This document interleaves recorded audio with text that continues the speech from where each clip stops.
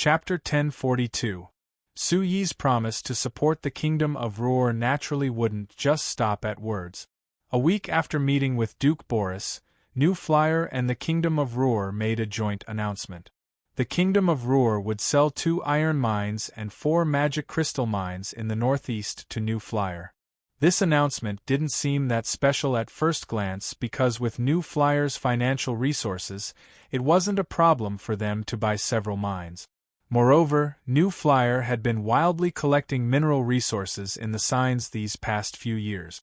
According to incomplete statistics, New Flyer already controlled over 300 iron mines in the open and in the dark. They could even be considered the company with the most iron mines and other mineral resources in the signs. But when the Frestec Chamber of Commerce released this statement, it revealed the true meaning behind this statement. New Flyer said in this announcement that in order to ensure that they could develop these mines, New Flyer would send a squad of New Flyer guards to these 6 mines. They would cooperate with the Kingdom of Ruhr's security and army to protect the safety of these mines. In order to provide protection for this squad of guards, New Flyer would build a base in the center of these 6 mines. If one just looked at this announcement, it wouldn't be considered anything special. But if one looked at the map carefully, they would find that the base that New Flyer was about to build was less than 50 kilometers away from the border between the Kingdom of Ruhr and the Norton Duchy. Because the Norton Duchy had already merged with the Canla Empire, once New Flyer's base was built, it would be less than 50 kilometers away from the border with the Canla Empire.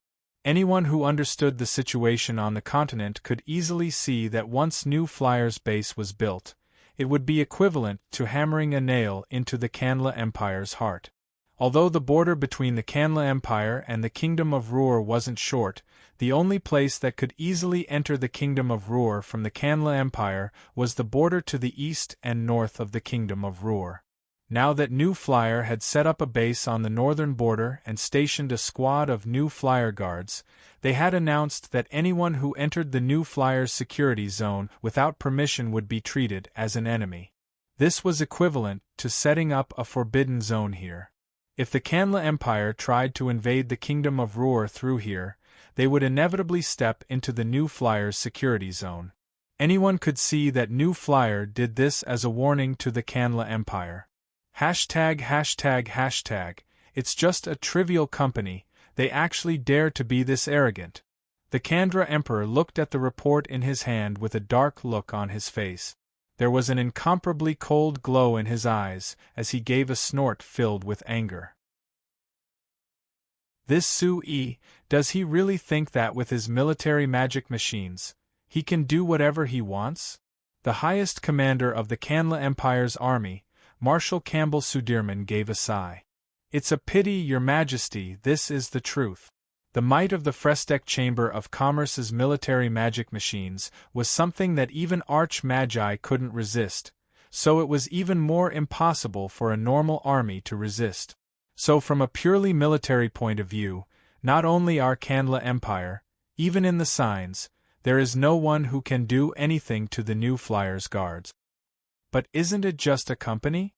The Kandra Emperor asked back. Could it be that we can't use our absolute advantage in numbers and our advantage in supplies to slowly wear them down? That's impossible. Marshal Sudirman shook his head.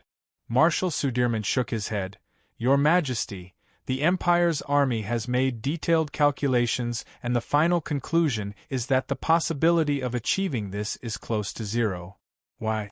First, I just said that in front of New Flyer's military magic machines that surpass normal people's imaginations, a normal army has no meaning at all. The only thing that can resist is the same level of military magic machines.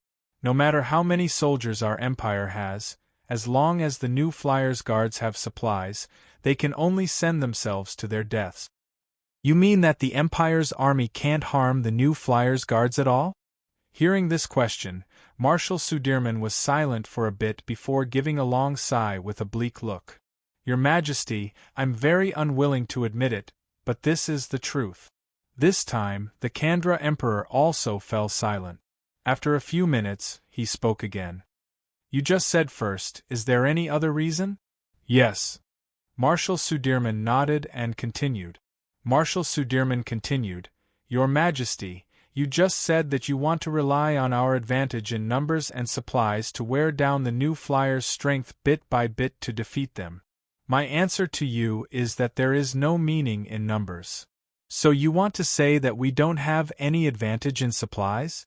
How is that possible? We are such a large empire and the Frestec Chamber of Commerce is just a single company. Your Majesty, because New Flyer is just a company, they are more flexible in terms of supplies and have an advantage over us. Of course, the most important reason isn't this, rather New Flyer indeed has an incomparably large advantage in terms of supplies. It's even bigger than our military magic machines. Is that so? The Kandra Emperor deeply knit his brows with a bit of disbelief.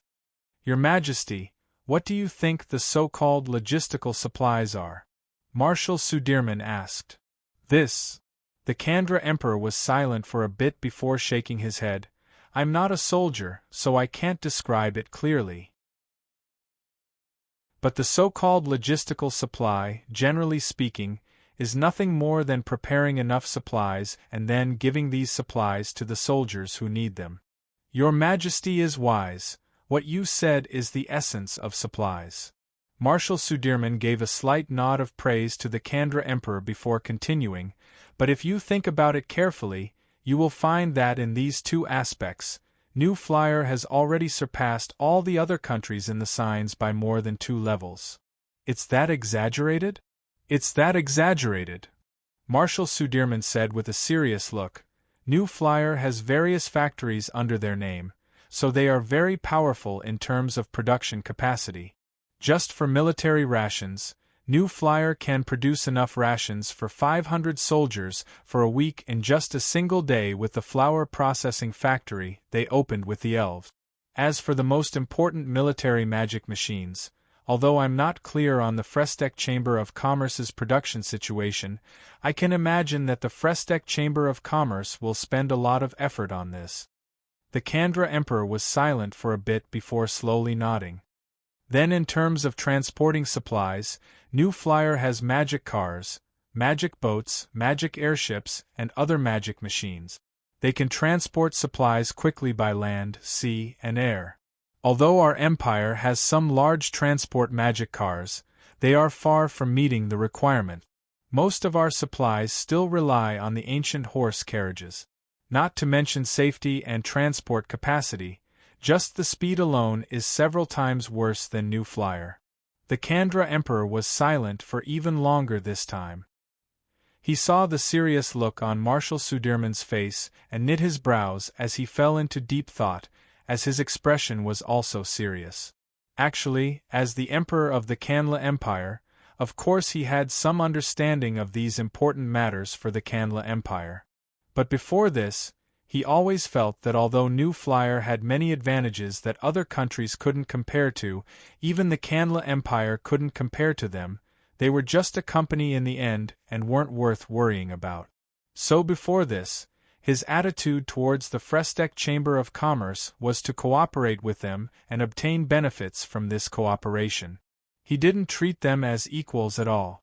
As for New Flyer, if they really overestimated themselves and became enemies with the Kanla Empire, even if they lost some benefits, they would still teach this company a lesson. But now that he heard Marshal Sudirman's clear analysis and decisive answer, he realized that the Frestec Chamber of Commerce really couldn't be treated as a normal company.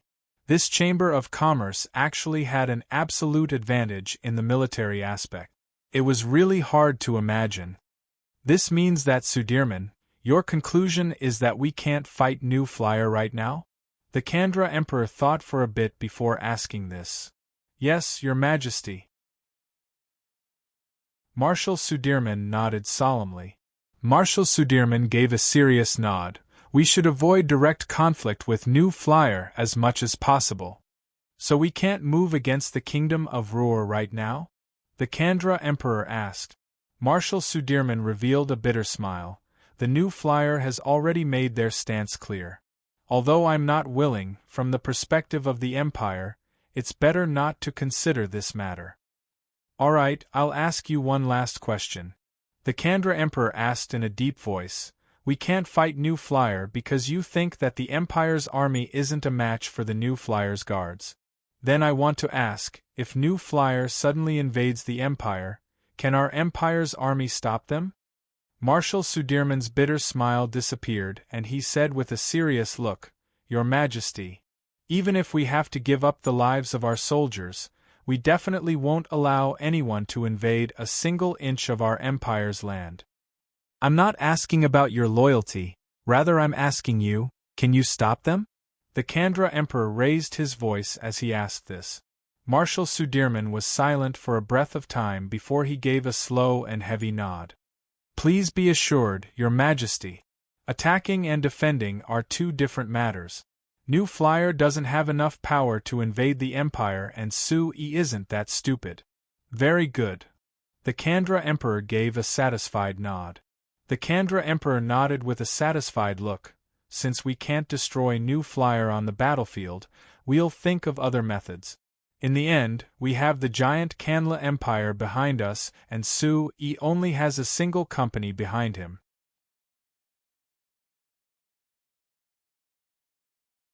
Chapter 1043. Akali had just stepped onto land when a cold wind suddenly hit her. She couldn't help shrinking her neck back as she took a deep breath. According to the time on the signs, it should still be the 4th of January. That's right, on the signs, today should be the 4th day of the new year, so it should be a time to celebrate the new year.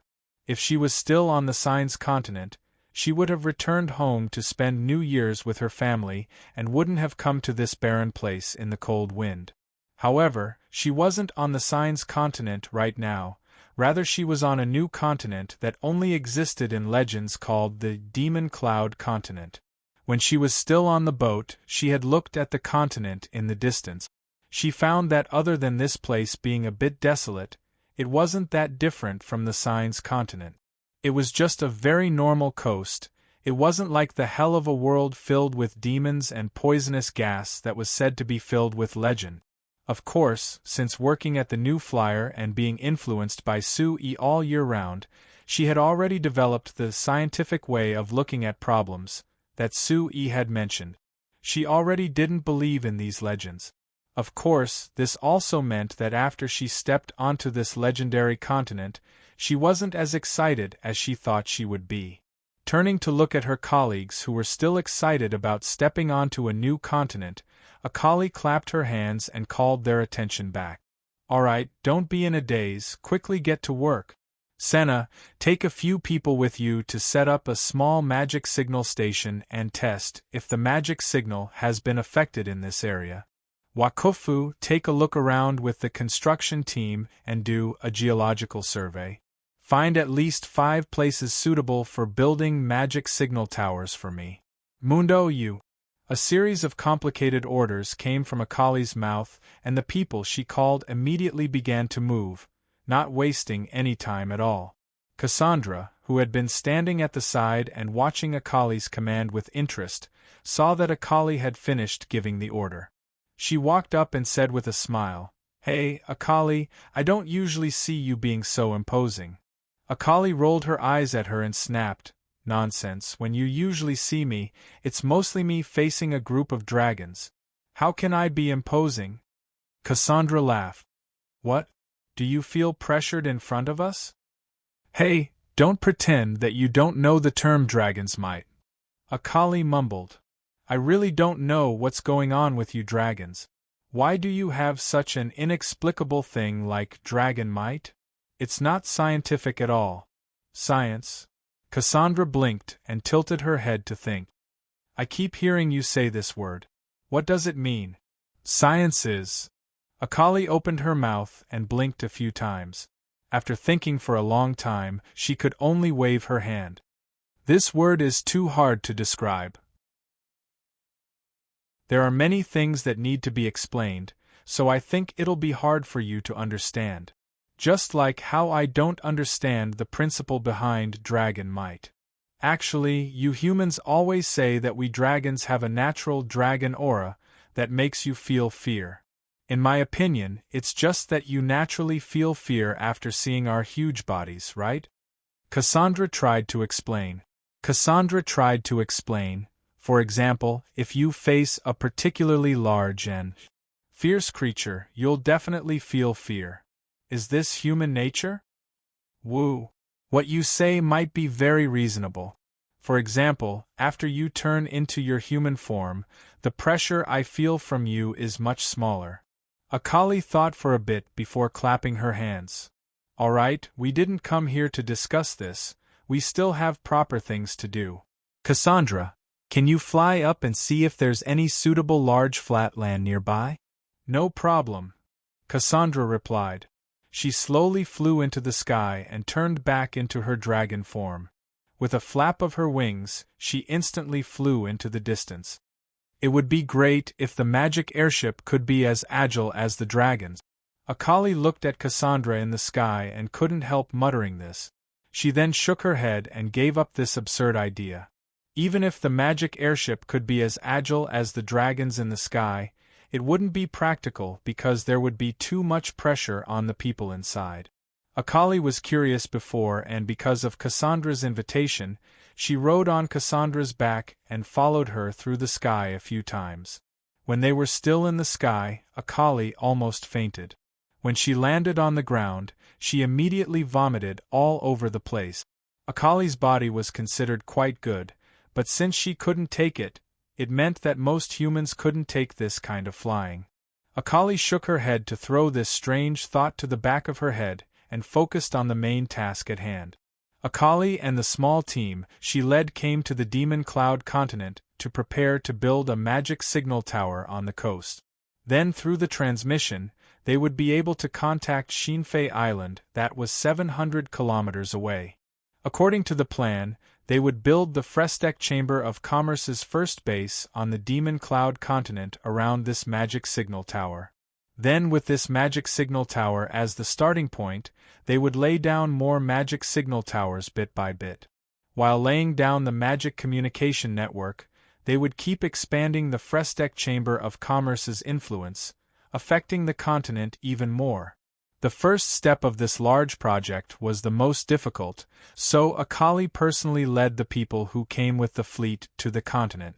According to the exploration of the New Flyers advance team in the past half a year, this coast was quite flat and there weren't many traces of intelligent life, so it was a very suitable place to build a base. Although this place was over 10,000 kilometers away from the Frestec Chamber of Commerce's main base, every other month, the Frestec Chamber of Commerce would send a large amount of materials to them. So they had already finished their preparations, and now that they were on the Demon Cloud continent, everything began in an orderly manner. As for the magic signal tower, Akali and her team were very familiar with it. She didn't need to give any orders as her subordinates quickly began to work. After a while, Senna's group had finished setting up the small magic signal tower. According to the preliminary tests, there was no change in the magic signal within 5 kilometers. It was almost the same as the magic signal from the Signs Island. This without a doubt proved that the Demon Cloud continent wasn't that mysterious.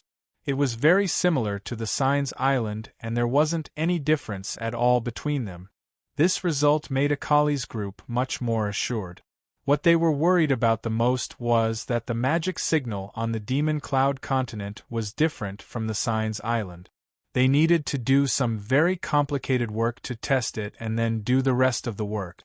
Now that they had proven that the magic signal was the same everywhere, the rest of the work was much simpler.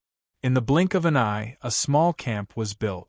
Thanks to the rich supplies brought by the voyage fleet each month, they could easily build these simple houses that looked very simple, but were actually very sturdy. Then they installed magic air conditioners, magic stoves, and other heating facilities, and finally covered them with blankets, creating several warm and comfortable barracks. Because they were by the sea, Akali's group only needed to use the magic seawater purifying machine that New Flyer had developed last year, using the 5th grade water magic spell as the core, to obtain an endless supply of fresh water.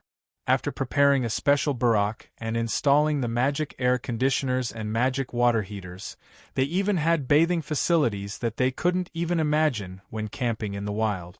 Over the years, in order to complete Su Yi's goal of covering the signs with magic signal, Akali often ran outside. Camping in the wild was a common thing for her. After doing this many times, she thought of many ideas to make her life in the wild more comfortable. It could be said that most of the things in the camp were made by her request to Su Yi, and with Su Yi's guidance, the company's Academy of Magic and the Magic Machine Development Center were all made. Because of this, Su Yi often teased her that she wasn't willing to suffer and liked to enjoy. However, Akali felt that this was natural. Working in the wild was so hard, how could she not treat herself better? Moreover, this time they were working on another continent that was over 10,000 kilometers away from the company's main base, so it was hard for normal people to imagine. Thinking of this, Akali suddenly cursed in her heart. She was in too much of a rush this time and forgot to bring a magic illusion projector. Now she wouldn't be able to watch the magic illusion projector to pass the time when she was bored at night. She couldn't just drag Cassandra to study the magic signal, right? Thinking of Cassandra, Akali felt a bit strange. It had already been an hour since Cassandra left. With Cassandra's flying speed, she could have flown 50 kilometers in this time, so why wasn't she back yet? When she looked up, Akali saw a black spot in the sky quickly becoming bigger. Hey, I thought that she ran off to play. After seeing that it was a dragon, Akali shook her head and calmed down. But after that, she was surprised and felt that something was wrong.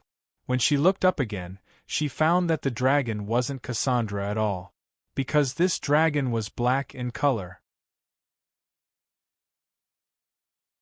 Chapter 1044. Akali had been with the dragons every day for the past half a year, so she didn't feel that there was any mystery to the dragons in the legends. She also knew many things about the dragons. The dragons were the same as humans. Although other races saw them as a whole, the dragons were also divided into several categories. The most common one was the color of their skin. Cassandra's dragon form had dark red skin, so she was classified as a red dragon. She belonged to the dragon race with the most gentle emotions. Correspondingly, the dragon race with the most violent emotions and the dragon race that left behind the most bad things in human legends was the black dragon race. The dragon flying over now had dark skin and a long horn on its forehead, which was the characteristic of the black dragon race that Cassandra had mentioned before. "There's a black dragon coming, be on guard," Akali quickly shouted out. At the same time, she used the magic communicator to send this message to the other teams that were scouting the area. Hearing this warning, everyone in the camp quickly stopped what they were doing and quickly gathered in the center of the camp. In order to ensure safety, there were 100 new flyer guards that came with Akali and the other researchers. They were carrying quite a few high-end military magic machines and were also equipped with a mobile magic protection device, which was enough to protect everyone from the attack of a dragon. So including Akali, when everyone saw the black dragon flying over, they weren't that nervous. Rather, many people had excited looks as they looked at the dragon with curious gazes. They had only seen red dragons on Fire Rock Island. This was their first time seeing the legendary black dragon. After a while, the black dragon was already above the camp. At first it was just casually flying, not noticing the existence of the camp at all. When it finally noticed the campsite on the ground, it circled twice in the air before swooping down and flying towards the campsite at high speed. Prepare to meet the attack. Seeing that this black dragon was heading for the camp, the Frestec Chamber of Commerce's guard Captain Zeras gave a roar.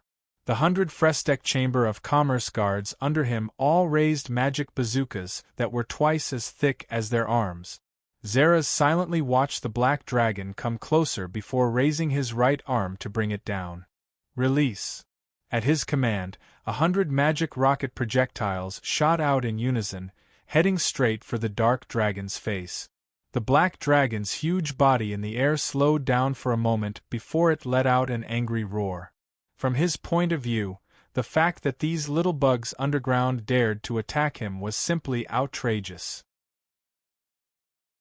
But when those tiny magic rockets that were not worth mentioning to the huge body of the black dragon flew over, the black dragon instantly discovered that the power of these little things was far beyond its imagination.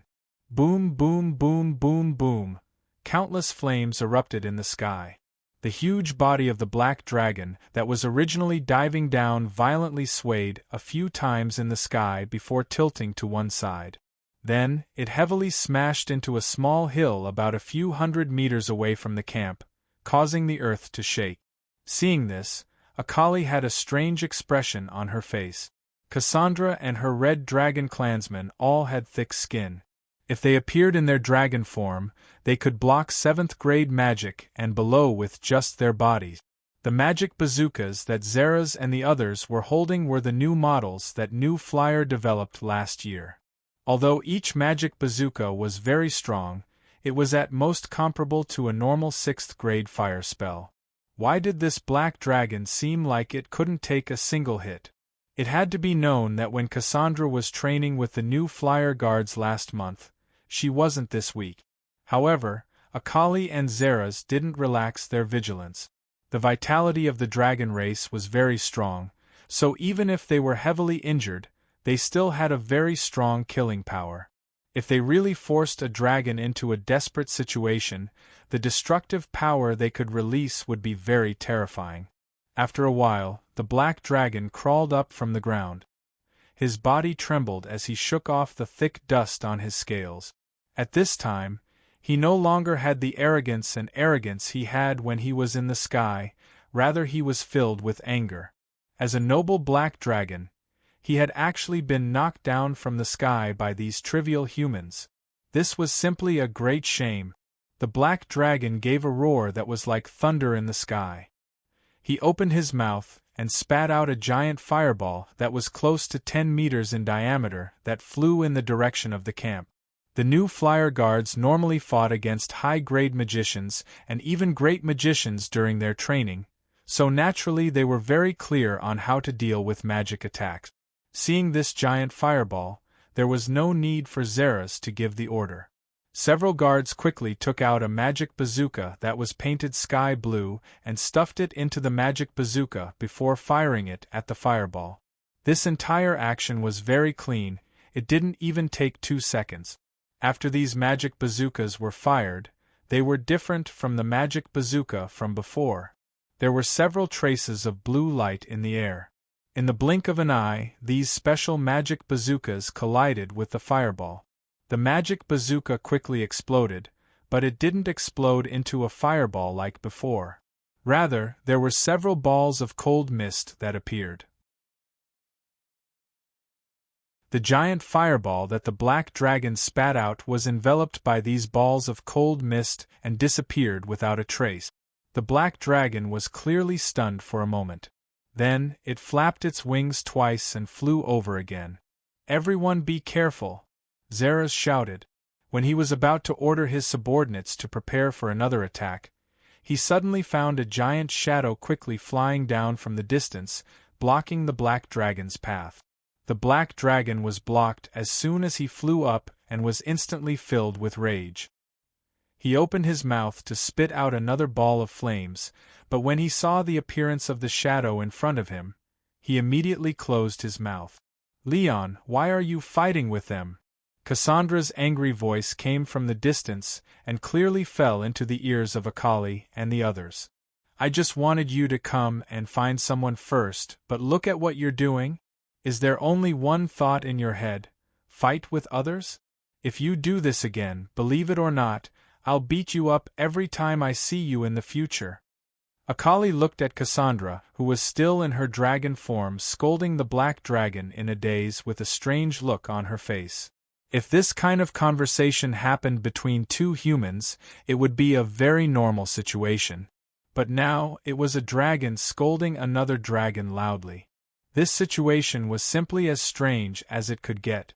Cassandra scolded for a few minutes before stopping and flapping her wings to fly over. As soon as she landed, she transformed into her human form. "Hey, Akali, are you okay?" "No." Akali shook her head and looked with interest at the black dragon, who was still squatting on a small hill in the distance, looking quite aggrieved. "Cassandra, do you know this black dragon? Didn't you tell me that black dragons have the worst tempers among your dragons? Why do I see him so obedient in front of you?" "Humph. I've beaten him since he was a child. How dare he be disobedient in front of me?" Cassandra snorted coldly. Akali and the others looked at each other with strange expressions. From what Cassandra said, if her relationship with this black dragon was described in human terms, it could be called childhood sweethearts. "Okay, I'll call him over and introduce him to you." Cassandra turned and sent a signal to the black dragon on the small hill in the distance.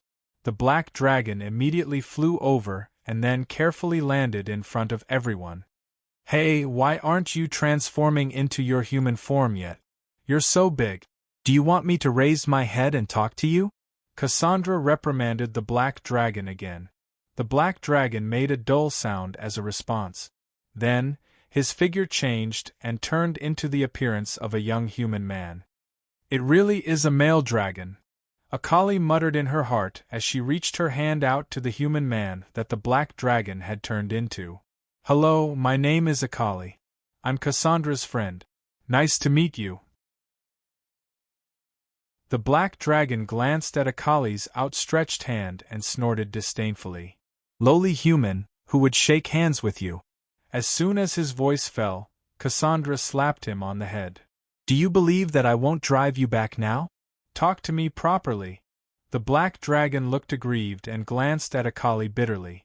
Then, he reluctantly stretched out his hand and shook it casually. "My name is Leon." Akali didn't mind his attitude. After looking at him and Cassandra a few times, she curiously asked, "Hey, Cassandra, can you tell me what's going on with you?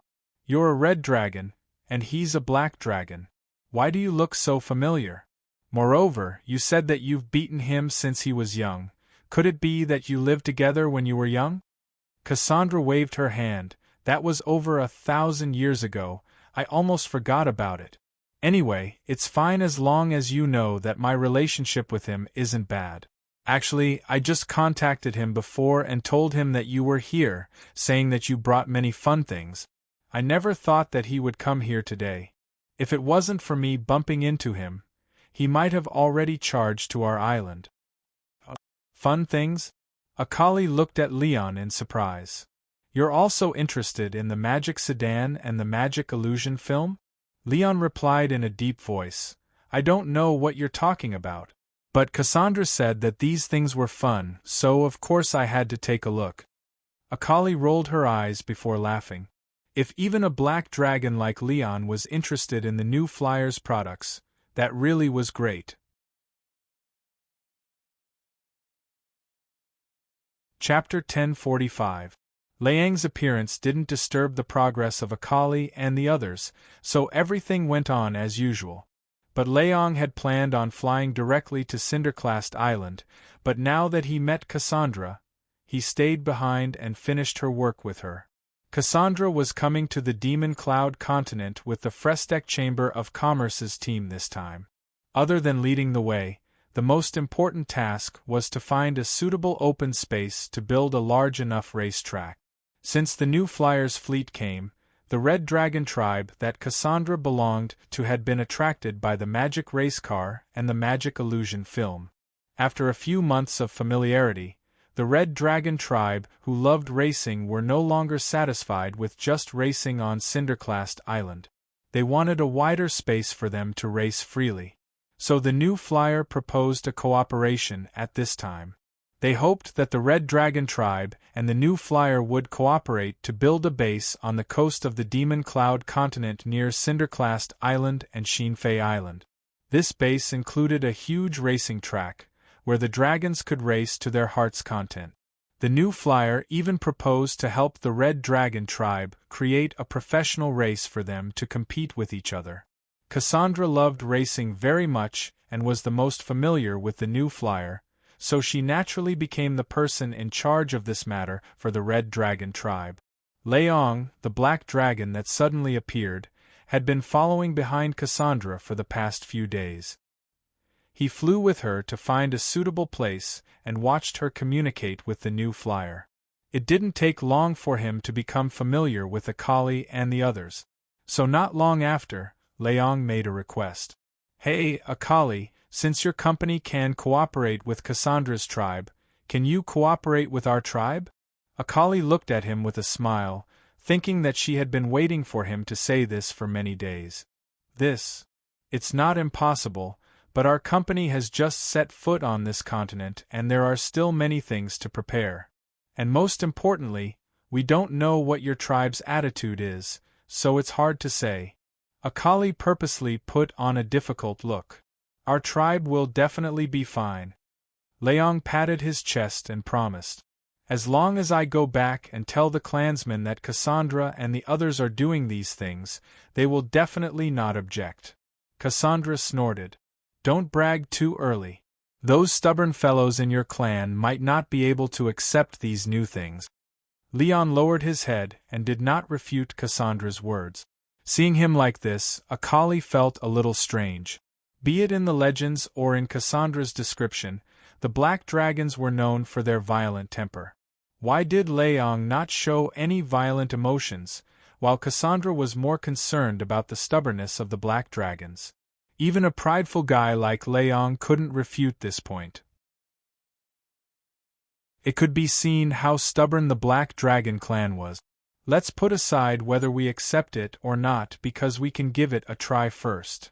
Akali said to Leong with a faint smile, Leong, we can give you some magic sedans and magic projectors for you to take back, see if your clansmen will accept it. If they can, then we can cooperate. Then what if they don't accept it? Leong asked, is there no possibility of cooperation? No, if they don't accept it, it means that our products aren't good enough. You and your clansmen can give suggestions based on these things, and we can modify them based on your suggestions. Akali revealed a smile that revealed her white teeth. Our Sir Chairman has said that there is no product that can't be sold in this world, it's just that you haven't found a suitable buyer. Leong looked at Akali in a daze. Your chairman really is strange. Akali gave a shrug. She thought that if Sir Chairman, who was 10,000 kilometers away, heard this evaluation from a black dragon, he wouldn't even knit his brows. After all, there were quite a few signs who thought that Sir Chairman was strange and even crazy. Perhaps it was because he could feel the sincerity in Akali's words, but Leong seriously considered Akali's words for the first time. Then he expressed that he would properly communicate with his clansmen and strive to cooperate with New Flyer.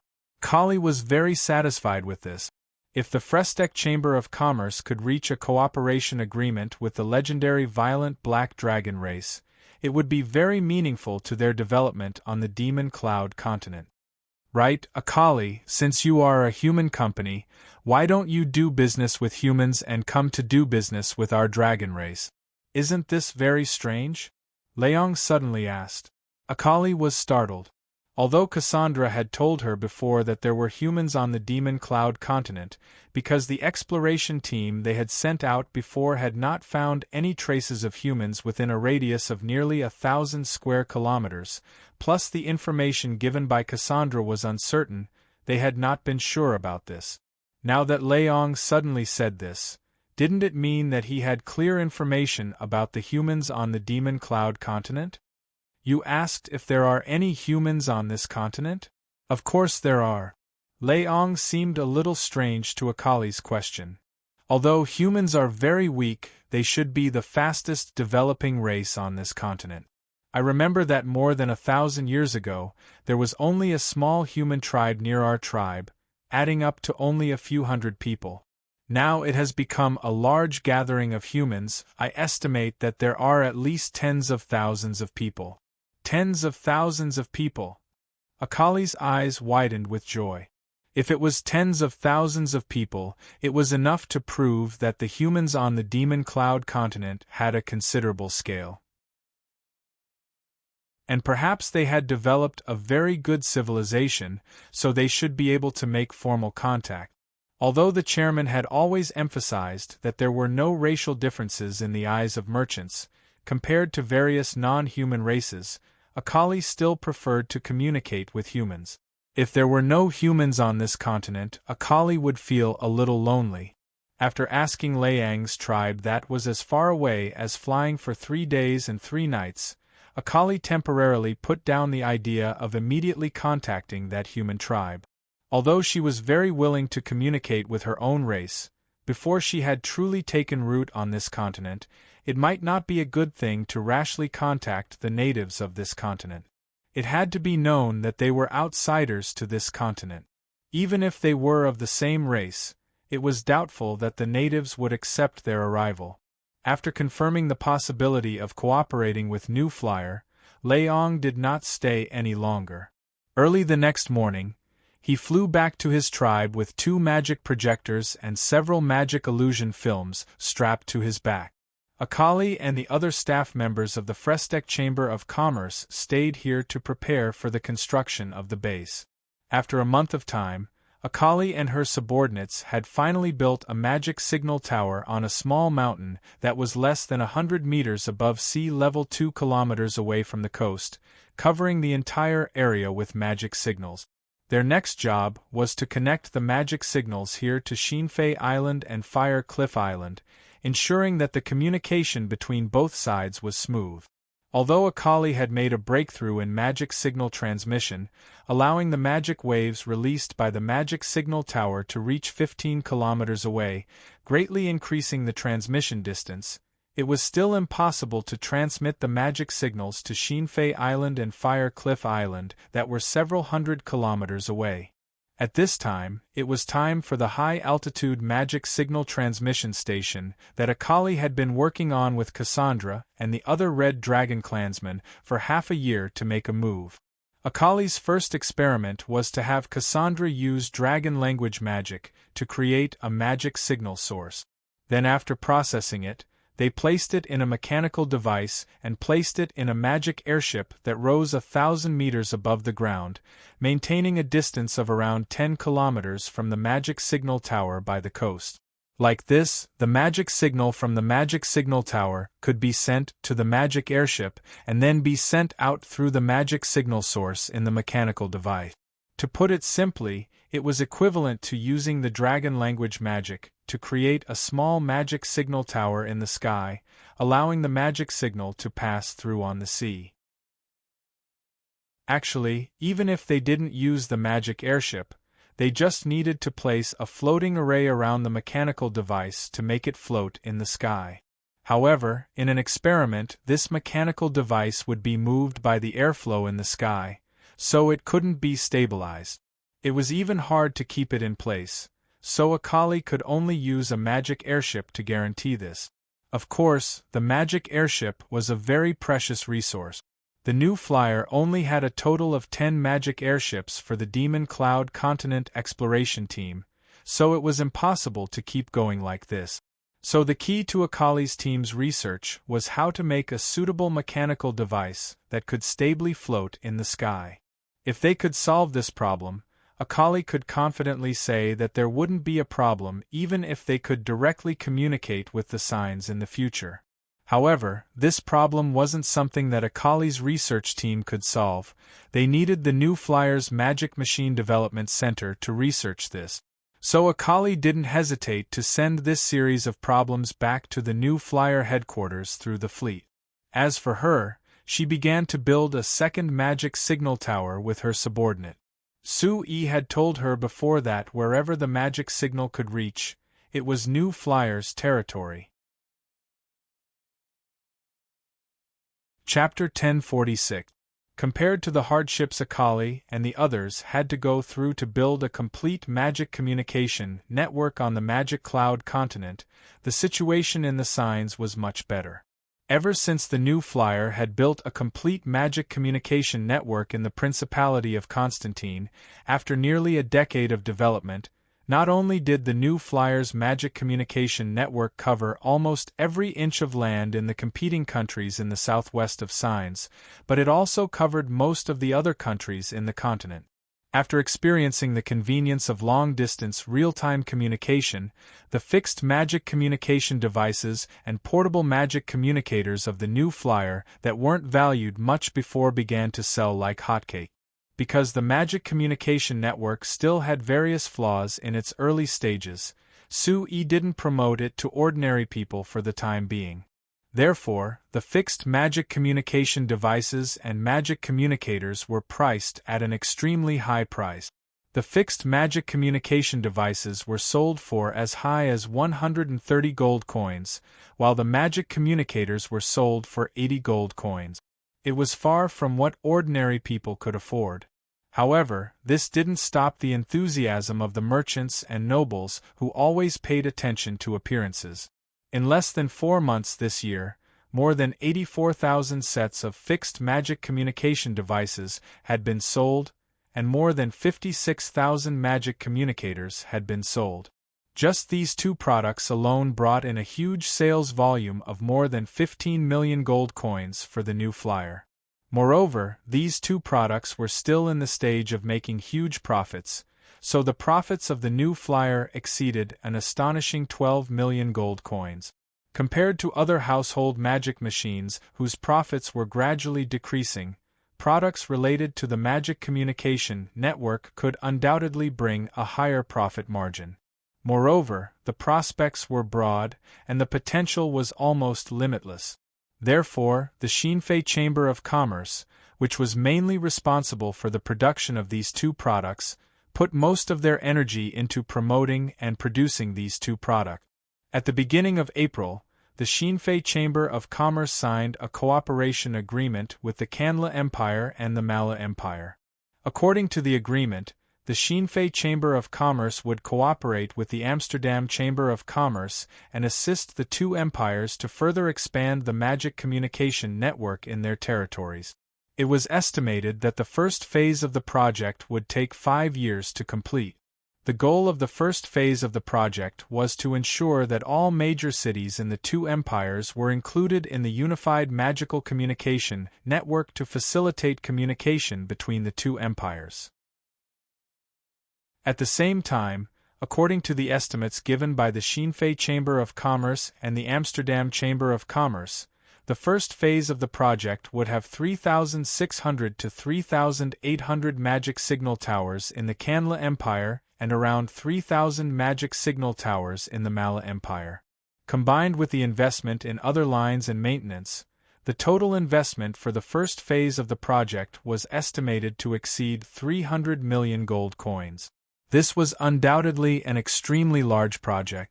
Even with the financial resources of the Kanla Empire and the Mala Empire, it would be very difficult for them to undertake it alone.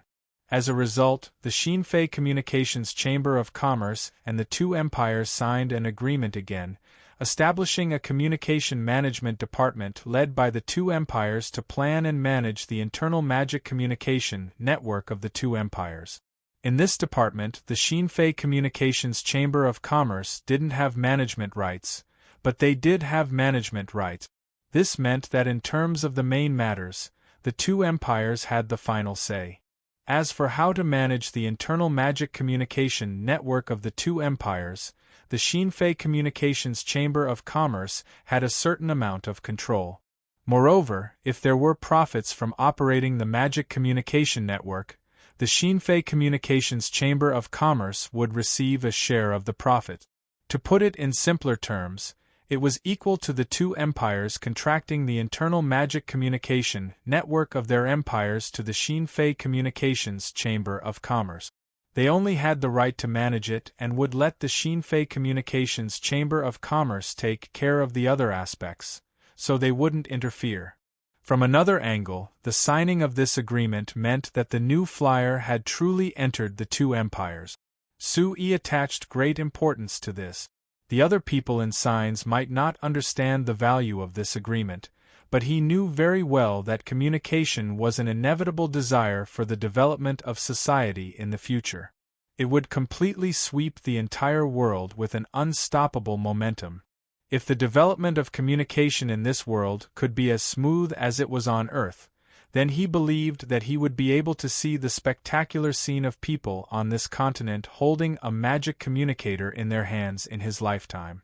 Of course, before that, he had to solve a very important problem first. President, look, this is a new result of my research based on the multi-threaded magic synchronization theory proposed by mentor Carmilla last year. Sanchel held a metal disc that didn't look so regular with both hands.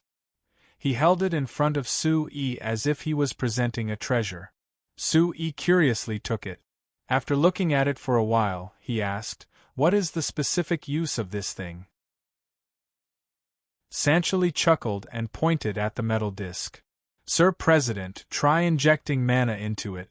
Su-Yi pondered for a moment. The magic in his body moved, and a trace of magic entered the metal disc. As soon as the magic entered, the metal disc suddenly lit up with a pale green light. Then, a breeze blew on the disc, forming a small cyclone. "You set up a whirlwind spell formation in it?" Su-Yi asked Sanchel in puzzlement. "If it was just such a simple thing, you wouldn't have specially brought it out for me to see, right?"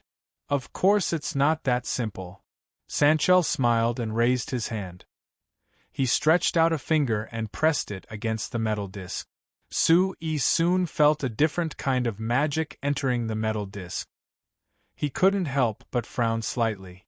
If the magic of different mages collided directly, the consequences would be unpredictable. If it was light, it would cause magic chaos and make people feel uncomfortable. If it was serious, it would cause magic turbulence and possibly cause all the magic in the body to collapse. However, since Sanchel dared to do this, of course, he was confident. Therefore, Su-Yi didn't withdraw his magic power and just observed carefully. After Sanchel's magic power entered the metal disc, it was obviously guided to another place. It didn't interfere with the magic power that Su-Yi had probed. Then, a small flame rose from the metal disc, just right next to the small whirlwind that Su-Yi had condensed with magic power. The wind from the whirlwind blew the flame and swayed gently. It looked like a candle lit outdoors, making people worry that it would go out at any time. Seeing this situation and sensing that the magic power that belonged to him and Sanchel were flowing along different tracks in the metal disc, Su-Yi's heart stirred. He asked, "Sanchel, this thing can allow different magic powers to guide different magic elements to generate magic at the same time?" "Yes, this is an extension of the multi-threaded magic synchronization theory proposed by teacher Carmilla. What do you think?" Sanchel asked with a smile. Su-Yi pondered for a moment and shook his head gently. "Although it's a little novel, if it's only to this extent, I'm afraid it's not as technical as the magic toy when I first met you." "Of course it's not just that. Please take a look, Sir President." Sanchel motioned for Su-Yi to withdraw his magic power, then retrieved the metal disc and came to the side of an extremely strange-looking metal instrument placed in his private laboratory. "Sir President, this thing is actually just a control core. If you want to show its true function, you need to look here." After saying this, Sanchel stuffed the metal disc in his hand into a groove in the upper part of the metal instrument, then went to the side and pressed a button. Su-Yi immediately found that at least 100 different attributes, frequencies, and specifications appeared in the laboratory at the same time. Simply put, they were completely different magic power fluctuations. These more than 100 magic power fluctuations came from all directions at the base of the metal instrument, and then they all converged at the place where Sanchel had inserted the metal disc. Then the metal instrument emitted a variety of lights of different colors, and then hundreds of different types of low-level magic appeared from it, dazzling the eyes. These magic spells were not just simply manifested, but even affected each other. For example, the one manifested at the top was the icicle spell. An icicle fell from above, and then fell into a pool of water below, causing the pool of water to emit traces of cold air. Then, A flame spell suddenly appeared, roasting at a high temperature below. As a result, the pool of water, together with the icicle inside, turned into mist, evaporated, and was completely wrapped in a mass of air. A moment later, this mass of air transformed into a small dark cloud and drizzled. The rain fell and sprinkled on a lump of soil condensed using earth magic elements, moistening the originally hard soil until it gradually softened and finally turned into a puddle of mud. Looking at this small magic display that seemed to simulate an ecological environment, Su Yi's first thought was that Sanchel must be very bored when doing research, so he thought of using magic to do these things. But after this thought passed, Su Yi began to focus on observing the specific situation of the various magic manifested in the metal instrument, and at the same time, he focused on sensing the flow of magic power and magic elements inside. A few minutes later, Su Yi took a deep breath and looked at Sanchel in surprise. These magic spells are actually all operating simultaneously? And they are all transformed through the same magic array? Sanchel smiled and nodded. Yes, Sir Chairman. The 107 magic manifested on it are all transformed through the magic array on the metal disc I just showed you. Of course, the magic crystals are providing the magic power. Su Yi looked at the metal instrument with amazement. If Sanchel wasn't lying to him, then that meant that the metal disc Sanchel just showed him actually had the ability to handle 107 magic generation requirements at the same time. And for ordinary magic arrays, as long as they were set up, they could only generate one magic spell. Even if the power of the magic varied, one was one, and it was impossible to generate two different magic spells at the same time. Sanchel's current research results had broken this inherent concept. And if this research continued, not only would there be a chance to solve the urgent need of multi-threading synchronization in the magic communication network, but it was even possible to create a computer of this world. Chapter 1047. Today was the 7th of May. Whether it was for the Principality of Constantine or all of Signs, it wasn't a special day because it wasn't a holiday and there wasn't anything special happening. It was no different from a normal day.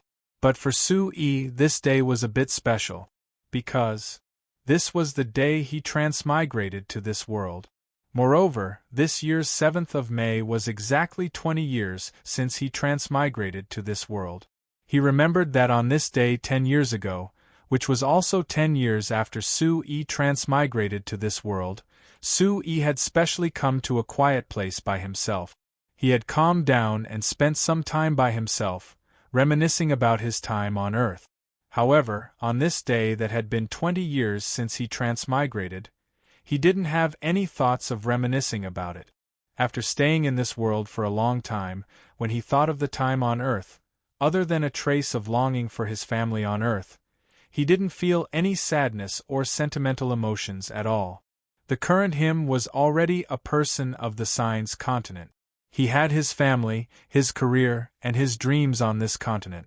Many times, when he thought about this matter, he would feel that, in fact, compared to being an ordinary researcher on Earth and living a mediocre life, after transmigrating to this world, working hard to create a complete industrial system and working hard to achieve comprehensive industrialization was more meaningful and more fulfilling.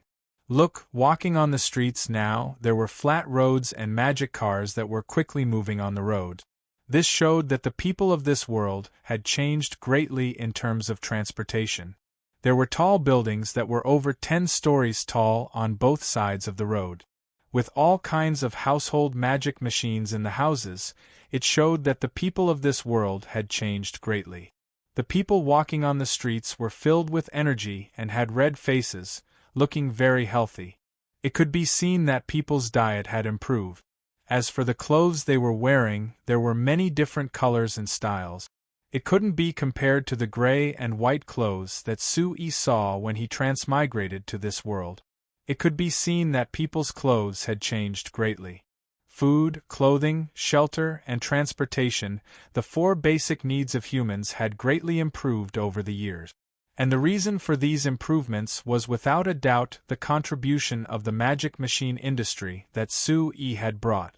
At least in the Principality of Constantine and the southwest corner of Signs, people only praised the new flyer when they mentioned it.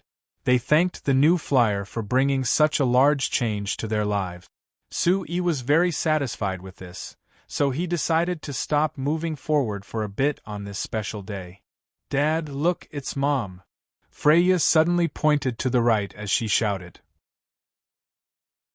Sui looked in the direction Freya was pointing and saw a giant magic illusion that projected Steele's figure. It's Mom. "Freya, let me test you.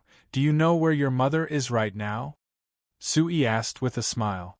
Freya nodded, tilted her head and thought for a moment, then clapped her hands. "I know. Mom went to the Lampari Kingdom 3 days ago and Aunt Seveni is by her side, so she must be in Anvilmar City, right?" "Right, your logic isn't bad." Sui praised her with a smile. He looked up at Steele, who was reading a statement with a faint smile in the magic illusion. Steele had indeed gone to the Lampari Kingdom 3 days ago. She went to the Lampari Kingdom this time to discuss with the Lampari Kingdom about increasing the coverage of the magic illusion projector. They wanted to make it so that not only would all the cities in the Lampari Kingdom see the magic illusion projector, even all the towns and villages could see it. Based on the fact that she was standing with Seveni to read the statement, her discussion with the Lampari Kingdom should be very smooth. Of course, the large cities of the Lampari Kingdom already had the magic illusion projector, and it had been well received. Now that the New Moon Chamber of Commerce was willing to pay for it, the Lampari Kingdom naturally had no reason to reject them. After all, this thing could bring more entertainment to the citizens of the Lampari Kingdom. At the same time, it could let the Lampari Kingdom use the scheduled News Weekly to announce some policies to the citizens. It was much more efficient than giving out documents and letting the city lord manor of each city think of a way to advertise it. According to what Still had said before leaving, because of the large use of the New Moon Chamber of Commerce's magic illusion projector, not only the Lampuri Kingdom, there were many other countries that were discussing cooperation with the New Moon Chamber of Commerce.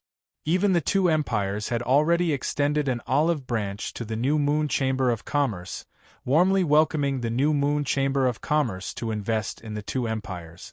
The reason why the New Moon Chamber of Commerce was sought after by the various countries, other than the large advertising benefits of the magic illusion projector, there was another important reason, which was that the various countries didn't need to invest in it.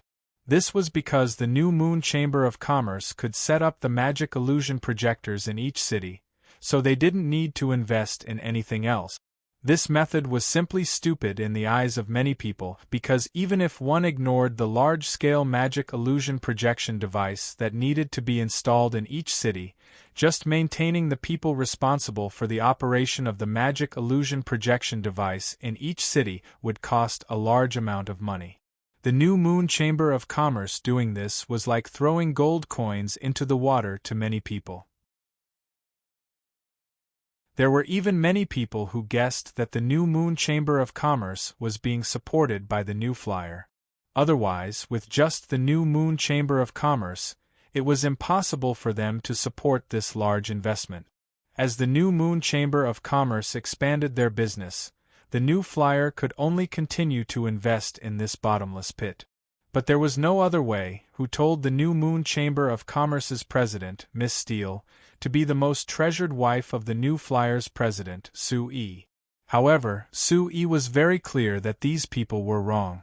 In this aspect of investment, the New Moon Chamber of Commerce not only didn't lose money, but also made a lot of money.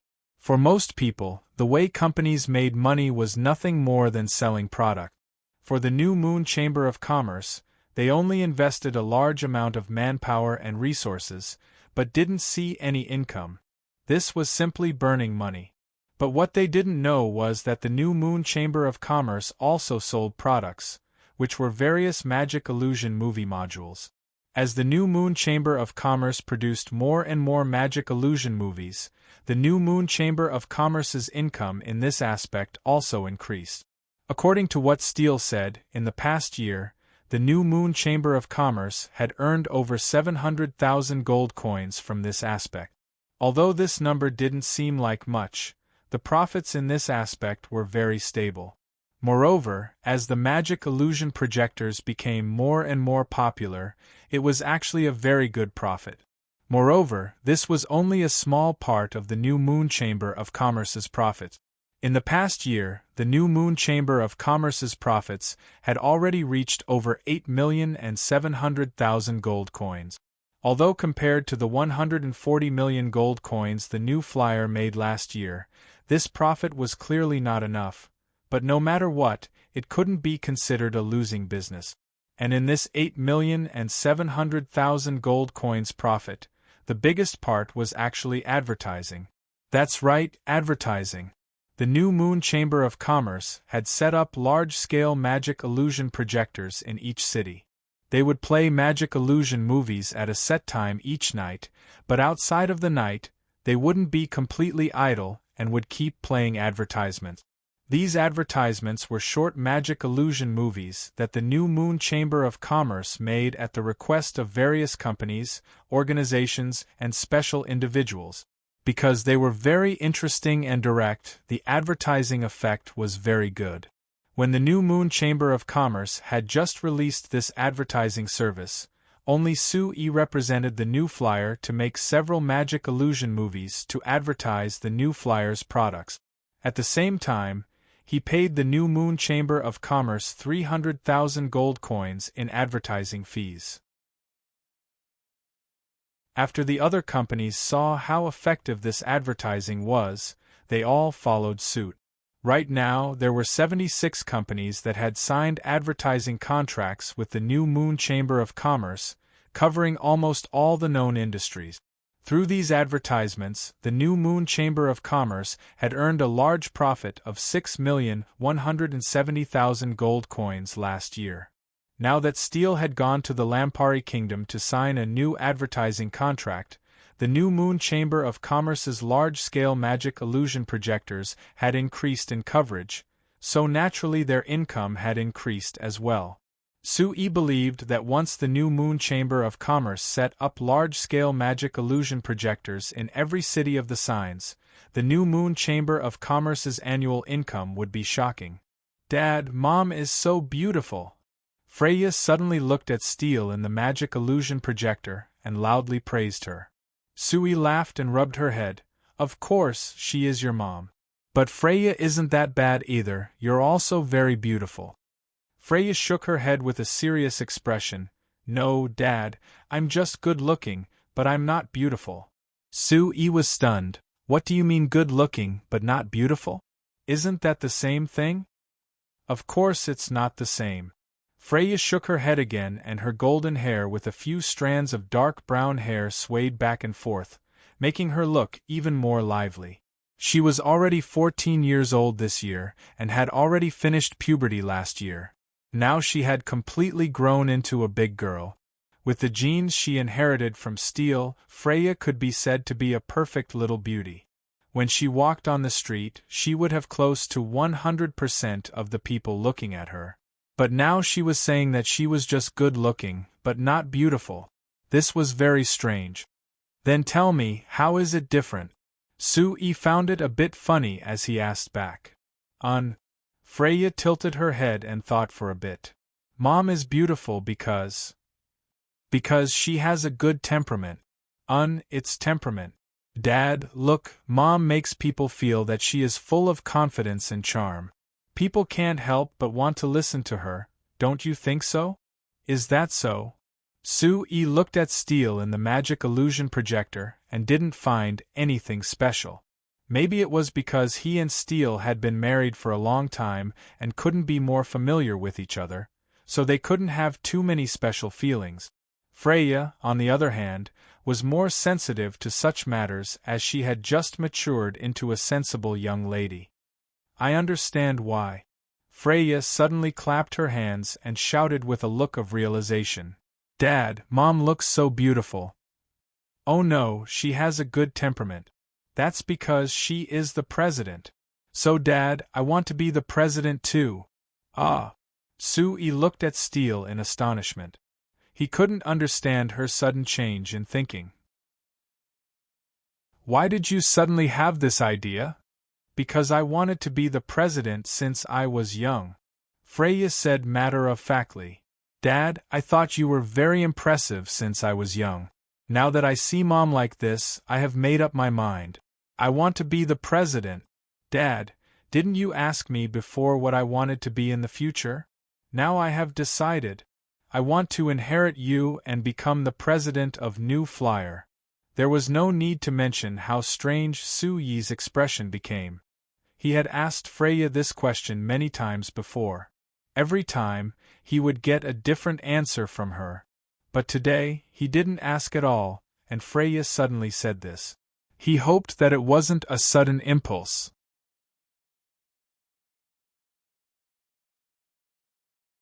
Chapter 1048. Even for an ordinary family, for the sake of their meager assets, they would need to choose an heir in advance. For a company like New Flyer that had developed into a first-rate chamber of commerce in signs, with billions of gold coins worth of assets and annual profits as high as hundreds of millions of gold coins, choosing a leader was important, but choosing an heir was equally important. So even if Sue-Yi was only in his early 40s and if nothing unexpected happened, he could still live for several more decades. In the Frestek Chamber of Commerce, the topic of his successor had already been brought up. If this was on Earth, New Flyer would be a chamber of commerce, and its successor would be groomed from within and decided based on ability. However, this was Signs, a society with a semi-feudal and semi-slave system. Therefore, in the eyes of others, Sue-Yi's successor should be his children. Signs didn't have a patriarchal culture like Earth, and Sue-Yi had already confirmed Freya as his successor when she was born. Therefore, in everyone's eyes, Freya should be the one to inherit New Flyer. However, although Sue-Yi had confirmed Freya as his successor, he had never confirmed her as the successor of New Flyer. This was because Sue-Yi had always felt that his family property was completely private, so it wasn't a problem for him to let anyone inherit it. However, New Flyer was different. The Frestek Chamber of Commerce was this big, so it didn't just involve Sue-Yi's family. It was related to tens of thousands of important matters, or even the important matters of countless countries. Since the Frestek Chamber of Commerce was this important, their leader had to be someone who had the ability to lead the Frestek Chamber of Commerce in the right direction. It was true that Freya had the right to inherit, but Sue-Yi wasn't certain if she had the ability or not. Then again, Sue-Yi never hoped that his children would choose what they wanted to do in the future according to his wishes. He always respected his children's choice. Therefore, although he spared no effort in educating Freya, it was always based on Freya's preferences. He didn't force her to learn business management and other things that a leader of a chamber of commerce had to learn. Steele had raised some objections to Sue-Yi's approach, but Sue-Yi wasn't moved and still allowed Freya to do things according to her preferences. She couldn't do anything about it. Under such an education philosophy, Freya, like many other children, would develop a strong interest in many things from a young age. Then she would study and research, but until now, the only thing that she had persisted in was magic. Of course, Freya's talent in magic was extremely high. In addition, Sue-Yi was now leading the research on the new type of magic data analysis, so Freya's ability to learn magic far surpassed almost all other magicians. She was only 14 years old, but she already had the ability of a 6th-level magician, which was extremely shocking. However, apart from magic, Freya's interest in other things didn't last for too long. Therefore, when she suddenly declared to Sue-Yi that she wanted to be a president when she grew up, Sue-Yi didn't care much. He thought that she was just being inspired by Steele. However, reality proved that Sue-Yi misjudged Freya's determination this time. After making the declaration of, "I want to be the president of New Flyer," Freya was full of enthusiasm and threw herself into various classes related to the management of the Chamber of Commerce that she used to dislike very much. Even when faced with a large amount of incomparably boring data, she was still full of enthusiasm and didn't show any signs of impatience. This state lasted for more than 3 months, and he didn't see any signs of her relaxing or giving up. Therefore, Sue was finally sure that she was serious this time. Since Freya was serious, Sue put away his thoughts of watching the fun and began to seriously consider for her. After 3 months of theoretical learning, Sue gave Freya a goal. He wanted her to have a detailed understanding of the framework of New Flyer before she became an adult. Therefore, she had to personally experience the various jobs under the name of New Flyer before entering the city. In other words, if she wanted to be the president of New Flyer, then she had to have a sufficient understanding of New Flyer. Therefore, she needed a lot of internships. After some consideration, Freya's first internship department was actually the production workshop under the name of the Shinfei Household Magical Machinery Chamber of Commerce. She was going to be the most ordinary assembly worker. "Freya, have you really decided to go?" Steele looked at Freya, who had already changed into an ordinary worker's uniform, with a face full of worry.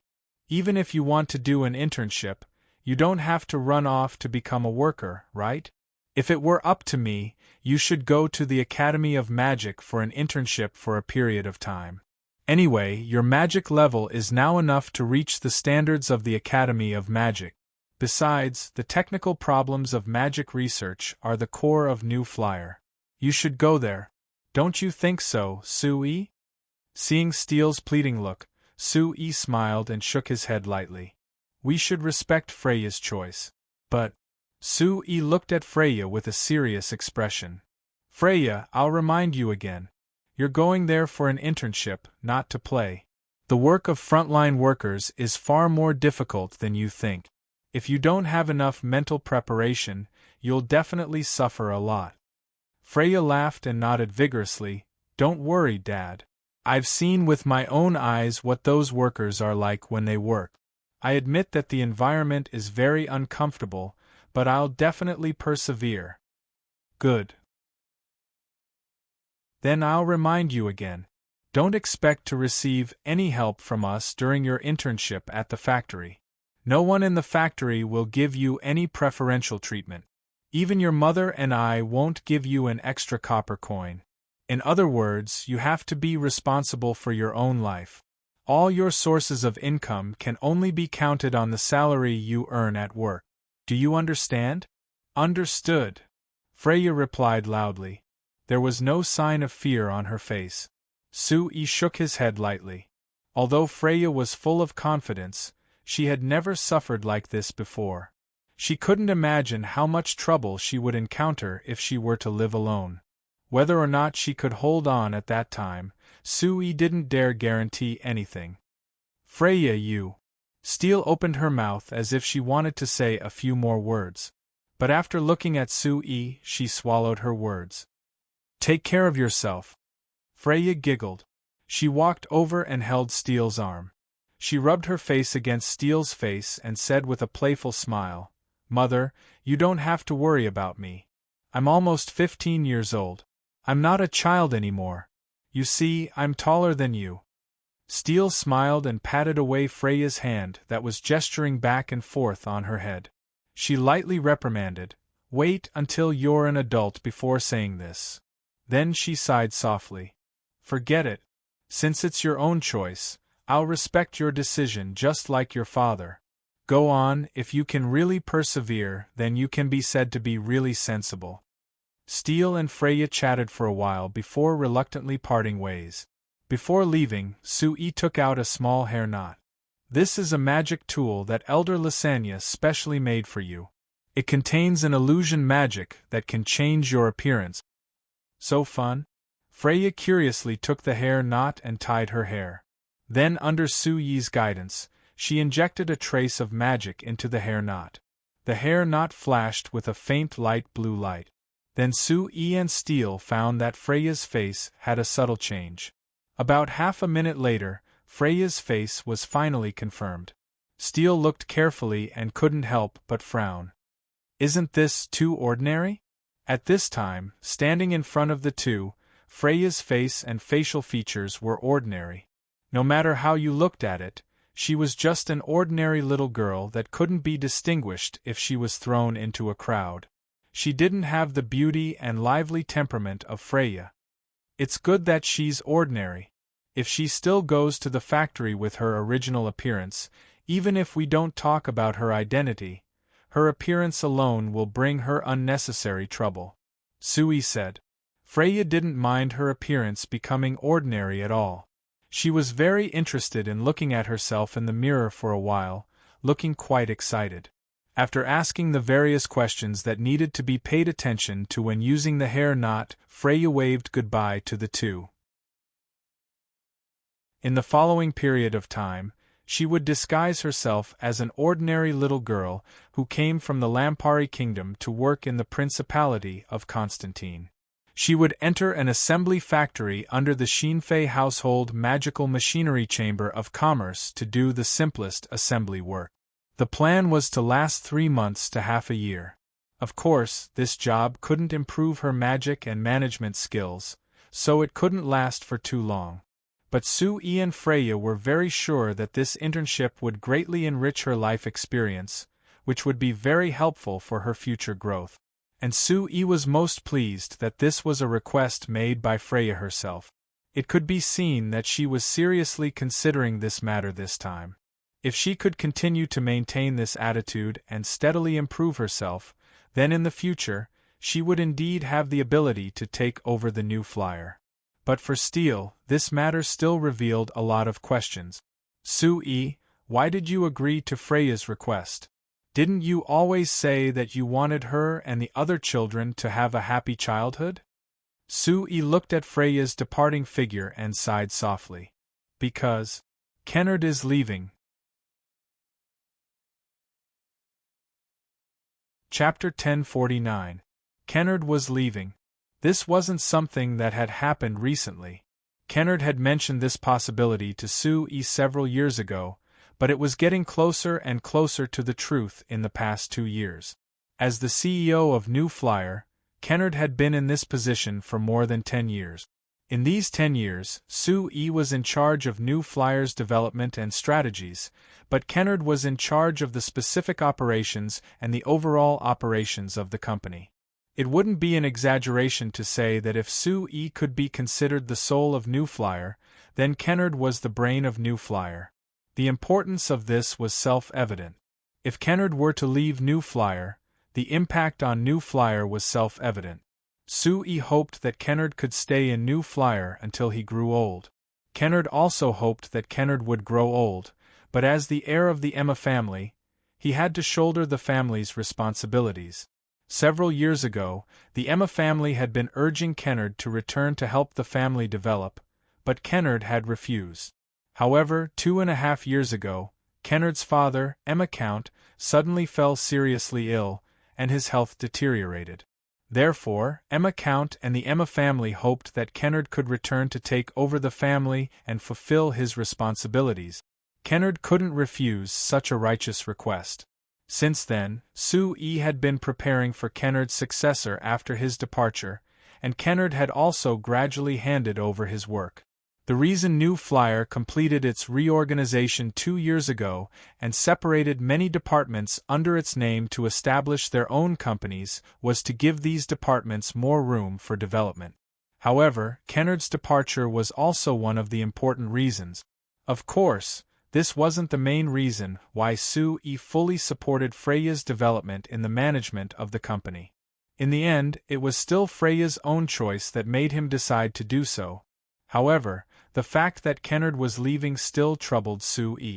Several years ago, Sue had been looking for candidates to replace Kennard and tried to nurture a few of them. However, not only was Kennard's ability outstanding, but most of the work that he was doing was first seen in signs. Other than him, there was no one else who was qualified for these jobs. Therefore, it was very difficult to find a successor. Su Yi's current plan was to nurture a group of senior managers from the various companies under New Flyer. Then, he would choose from them. As for Freya, her dream was good and she was willing to work hard. However, if she wanted to truly take over this huge company, she was far from enough. In the blink of an eye, another month had passed. Time had once again moved forward to the annual summer heat. This time of year was the busiest time for almost all the household magic machine companies. Due to the arrival of summer, the demand for household magic machines soared. In particular, the various household magic machines that could help alleviate the heat were very popular. Every year, during this time of year, all the household magic machine companies would do their best to promote their products to the public. Before, the so-called promotion was just giving out flyers and relying on people to spread the news. It was very inefficient and had a very high investment cost. Then, after newspapers appeared in the various countries, the various companies learned how to advertise in the newspapers. In the past 2 years, because the New Moon Chamber of Commerce's large-scale magic illusion projectors were popularized in many cities, the various companies began to accept the New Moon Chamber of Commerce's magic illusion advertising method. Compared to several years ago, as long as the various companies were willing to invest, their advertising methods and effects were naturally several times better than before. Therefore, during the peak sales season of each year, it was the time for the various companies to advertise. At the same time, during this time of year, the other magic machine companies would be filled with envy and jealousy towards New Flyer. The reason was very simple. They needed to spend a lot of money to advertise themselves in the newspapers and on the magic illusion projectors that the New Moon Chamber of Commerce had set up in the various cities. As for New Flyer, they didn't need to do anything, they didn't even need to spend money, and they were able to advertise themselves much better than them. The various newspapers would report on New Flyer when they had nothing to do, and the advertisements on the magic illusion projectors? Don't forget, the New Moon Chamber of Commerce was from the same company as the Frestek Chamber of Commerce. Even the magic illusion projector was a product of the Frestek Chamber of Commerce, so naturally it was advertising for the Frestek Chamber of Commerce. How could the other companies compare to this kind of advertising effect? However, there was no use in being envious or jealous. In the magic machine companies, New Flyer could only be looked up to by the other companies, and no company dared to hope that they could catch up in a short period of time. So for this year's advertising battle, that was no different from the previous years, the various companies only targeted the other companies other than New Flyer. No one wanted to challenge New Flyer's position. However, at the end of June, a piece of news suddenly appeared that made all the companies want to make a move. The current CEO of New Flyer, Kennard, who had been with New Flyer for 14 years, had actually left. If this news didn't appear in the New Flyer's closest newspaper, the one that many people thought was New Flyer's official newspaper, no one would have believed it. Who was Kennard? He was the New Flyer's CEO. Other than New Flyer, Kennard could be considered the highest position in New Flyer and the most important person. Him suddenly leaving New Flyer, it was hard to imagine just how serious of an impact it would have on the Xinfei Chamber of Commerce. The day after the Banta Times reported this news, the New Flyer's latest Xinfei Magic Machine Industry Weekly also published this news, which was considered an official public confirmation. Everyone was certain that this news wasn't a joke, so the signs was immediately shaken. Everyone's first reaction was, since Kennard had left New Flyer, where would he go? This question was quickly answered. 3 days after Kennard announced his departure in the Xinfei Magic Machine Industry Weekly, he appeared in the Lampari Kingdom's Anvilmar city. Then he announced a press conference to announce his future plans. After 5 days of preparation, Kennard's private press conference was held in Anvilmar city as usual. At the press conference, Kennard answered a lot of questions from the reporters from the major newspapers who swarmed in. As for why he left New Flyer, Kennard seriously denied the guesses of many people that there was a conflict between him and New Flyer. He said that it was a normal resignation after he explained it to Sue. As for what he was going to do after leaving, Kennard also gave an answer. That was, he was going to set up his own company that also dealt in magic machine-related products. This answer was out of many people's expectations, but when they thought about it carefully, they felt that it was expected. Kennard had been the CEO of New Flyer for 14 years, so it could be said that he was very familiar with all aspects of magic machines. Moreover, he had extraordinary connections and resources in this industry. Now that he had left New Flyer to set up his own magic machine company, he would definitely have a greater advantage over other companies in the magic machine industry. When a reporter asked Kennard if he was planning to compete with New Flyer by setting up a new magic machine company, Kennard replied that this company didn't have any plans to compete with New Flyer. On the contrary, he would do his best to cooperate with New Flyer and develop together. Kennard's attitude was very sincere, so the reporters didn't ask too much. Later on, when a reporter interviewed New Flyer, he directly asked Sue the same question. Sue's answer wasn't much different from Kennard's. Sue said that Kennard had left New Flyer as per normal and that there was no conflict between the two sides. As Kennard's partner for many years, he sincerely wished Kennard a smooth career in the future. At the same time, he also said that New Flyer had reached a private agreement with Kennard and would cooperate with Kennard's new company. Because Kennard and New Flyer both gave a watertight answer to this matter, the reporters couldn't dig up any more information. However, after this, news spread that Kennard's new company was actually Kennard's Emma family behind Kennard's new company. In other words, the new company was actually opened by the Emma family and Kennard was just a candidate to be the president on the surface. This news made people's imaginations run wild. When Kennard was the CEO of New Flyer, people had doubts about it. As the heir of the Emma family, Kennard's identity was far from being the CEO of a small company like New Flyer. It was simply beneath him to hold this position. But later on, as New Flyer developed rapidly, people gradually changed this idea and another guess popped up. Could it be that the Emma family had already seen New Flyer's potential and purposely sent Kennard to New Flyer, and then thought of a way to make him a high-ranking executive of New Flyer, even becoming the CEO only below Sue, all for the sake of snatching control of New Flyer from Sue's hands in the future? Now that Kennard had suddenly resigned, perhaps the Emma family realized that this goal couldn't be achieved and could only settle for the next best thing, which was to let Kennard leave New Flyer and use the experience, connections, and various other resources he had gained in New Flyer to throw himself into the magic machine industry. Although it couldn't be compared to New Flyer for the time being, with Kennard's various resources and the powerful support of the Emma family, the company's future prospects were quite impressive. On the contrary, New Flyer's sudden loss of a very important high-ranking executive like Kennard could be said to be a great loss. What would New Flyer do in response to this? Chapter 1050. New Flyer's response was no response at all. At least in the eyes of outsiders, New Flyer should have taken a series of measures to deal with the departure of such an important person like Kennard. This way, New Flyer wouldn't be affected too much. However, New Flyer didn't do anything special after Kennard's press conference. They only announced a few upcoming projects with Kennard's Dawn Magic Machine Chamber of Commerce. Everything else went on as usual.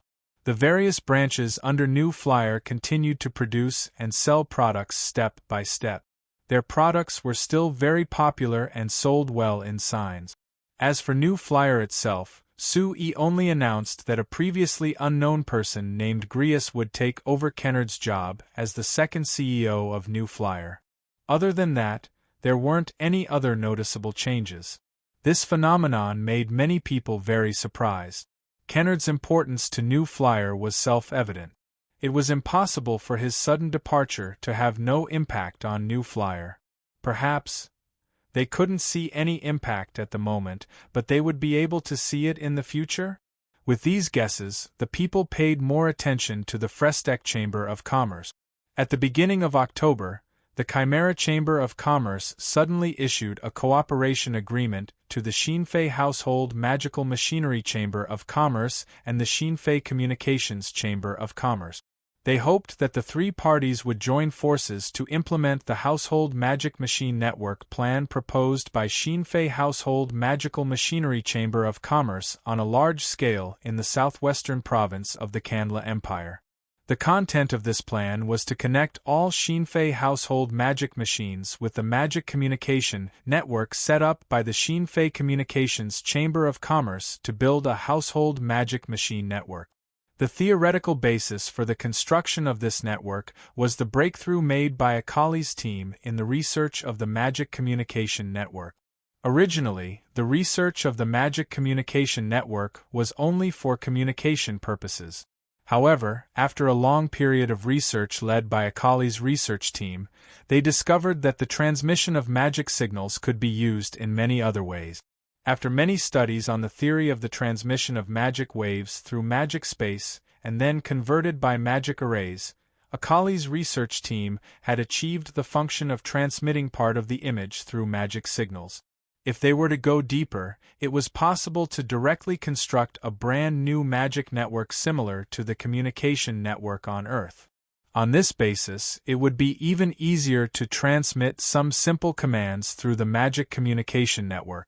So the practical use of this household magic machine network was to form a closed network for all the Fresteck brand household magic machines in each household. That way, they could use a single energy source and save a large amount of space for the household, while also saving a large amount of energy consumption. At the same time, if a household was equipped with a small fixed magic communication device, they could connect to the Xinfei Magic Network at any time. Then they could rely on the Magic Network to obtain large amounts of services and new functions. The simplest one was to implement a real-time long-distance communication function. The more complicated one was to directly transmit some of the magic illusion signals provided by the New Flyer. This way, they could directly watch the magic illusions through the magic projector in the household. It seemed very troublesome to talk about, but if it was explained in a simple way, it was like installing a telephone and television in the house, and then using the magic network to make calls and watch television programs. Of course, because the current standards and contents of the household magic machine network were provided by the New Flyer, it could only be used on all the household magic machines produced by the New Flyer. However, the New Flyer had announced that when the research in this area matured in the future, the New Flyer could provide a very simple connection box that would allow other brands of household magic machines to connect to the magic network without any problems. Of course, the premise was that the other brands of household magic machines used the same standards as the New Flyer. After the results of Akali's group's research, in the past 3 years, the New Flyer had been building this household magic machine network in the Principality of Constantine. Up to this point, the New Flyer had invested around 23 million gold coins and had built a complete household magic machine network in all the cities and towns in the Principality of Constantine. In theory, anyone in the Principality of Constantine could talk to anyone in the Principality of Constantine from anywhere in the Principality of Constantine. Moreover, any household that connected to the network could watch the magic illusion programs provided by the New Flyer and the New Moon Chamber of Commerce. It could be said that this had reached the standard of a normal household on Earth. However, before Sanchely made a major breakthrough in the theory of multi-threaded magic synchronization, this magic network was subject to many restrictions and was not very convenient. Therefore, Su-Yi had been controlling the speed of its development. It was only about half a year ago that Sanchely made a sudden breakthrough in this research, that Su-Yi allowed him to apply his research results to the magic network on a large scale. Now, the magic communication network in the Principality of Constantine could handle tens of thousands of magic signal transmission requests at the same time. Although it was still far from being comparable to Earth, it already had the foundation for large-scale promotion. Therefore, the new flyer began to officially promote the magic network in the Principality of Constantine. After more than a month of promotion, the magic network in the Principality of Constantine had taken shape. At this time, the Chimera Chamber of Commerce suddenly proposed to cooperate with the new flyer in this area, which could be said to be rather abrupt. This was because even for the new flyer and the Principality of Constantine, the promotion in this area was still in the experimental stage, and it was still impossible to confirm whether the magic network was stable and controllable. If they directly promoted the magic network in the southwest province of the Kanla Empire, which was a huge area that was close to 10 times larger than the Principality of Constantine, the risk was too great. Sir President, the Chimera Chamber of Commerce said that for this cooperation, they are willing to bear 70% of the investment and all the risk. Our Chamber of Commerce only needs to provide technical and human support, and we don't need to care about anything else. They will be fully responsible for the construction of the magic network. Do you think this is a good idea? Enkato frowned and asked Sui. The conditions proposed by the Chimera Chamber of Commerce were so good that it made him instinctively feel that there was something fishy going on, so he couldn't make up his mind and could only seek Suyi's opinion. The president of the Shinfei Chamber of Commerce also came with him. After hearing Enkato's words, he immediately added, "Yes, when the Chimera Chamber of Commerce came to negotiate with us, they also gave us very good conditions. They also promised to continue investing in the magic communication network that our Chamber of Commerce is building in the Kanla Empire to ensure that the magic communication network can be built in a shorter time." In summary, the Chimera Chamber of Commerce told you that you don't need to care about anything else, you just need to help them build the magic network, right? Sui asked rhetorically. Enkato and Kakarol nodded in unison. Then did you tell them that the new flyer has already invested a total of 23 million gold coins to build the magic network in the Principality of Constantine? We did. But Enkato and Kakarol looked at each other helplessly. The Chimera Chamber of Commerce said that money isn't a problem for them, and that it wouldn't be a problem even if they invested a few times more. It's good to be rich and overbearing. Sui couldn't help but sigh. After pondering for a moment, he asked, "Then what do you think?" Enkato and Kakarol looked at each other again. They knew that the president didn't want his subordinates to be a bunch of yes-men. He had always encouraged them to have their own opinions and ideas, and this time was no exception. Enkato pondered for a moment and said, "President, I think this is a good opportunity. Although the new flyer has already signed contracts with the two empires to build the magic communication network, the project is too big and there aren't any profits in the short term. Therefore, the two empires aren't very enthusiastic about the implementation and progress is slow. Now that a powerful chamber of commerce like the Chimera Chamber of Commerce is willing to invest, it will definitely be of great help to us in building the magic communication network in the two empires." Sui nodded and turned to Kakarol. "What about you? Do you have the same thoughts as Enkato?" Kakarol pondered for a moment and nodded. "President, although I have some doubts about the Chimera Chamber of Commerce's goal and feel that they shouldn't be so kind, this is a great opportunity. But after carefully considering it, I feel that this is a great chance that isn't easy to obtain. If we miss it, it will be very hard for our Frestek Chamber of Commerce to lay down a magic network in the two empires. So you also agree to cooperate with the Chimera Chamber of Commerce?" Sui asked with a smile. Kakarol didn't hesitate this time and directly nodded. Sui immediately smiled. "Since the two of you have the same opinion, why are you asking for my opinion? I've already said that you are now an independent chamber of commerce. You can make all the decisions on your own. There's no need to ask me for everything. But this matter is of great importance.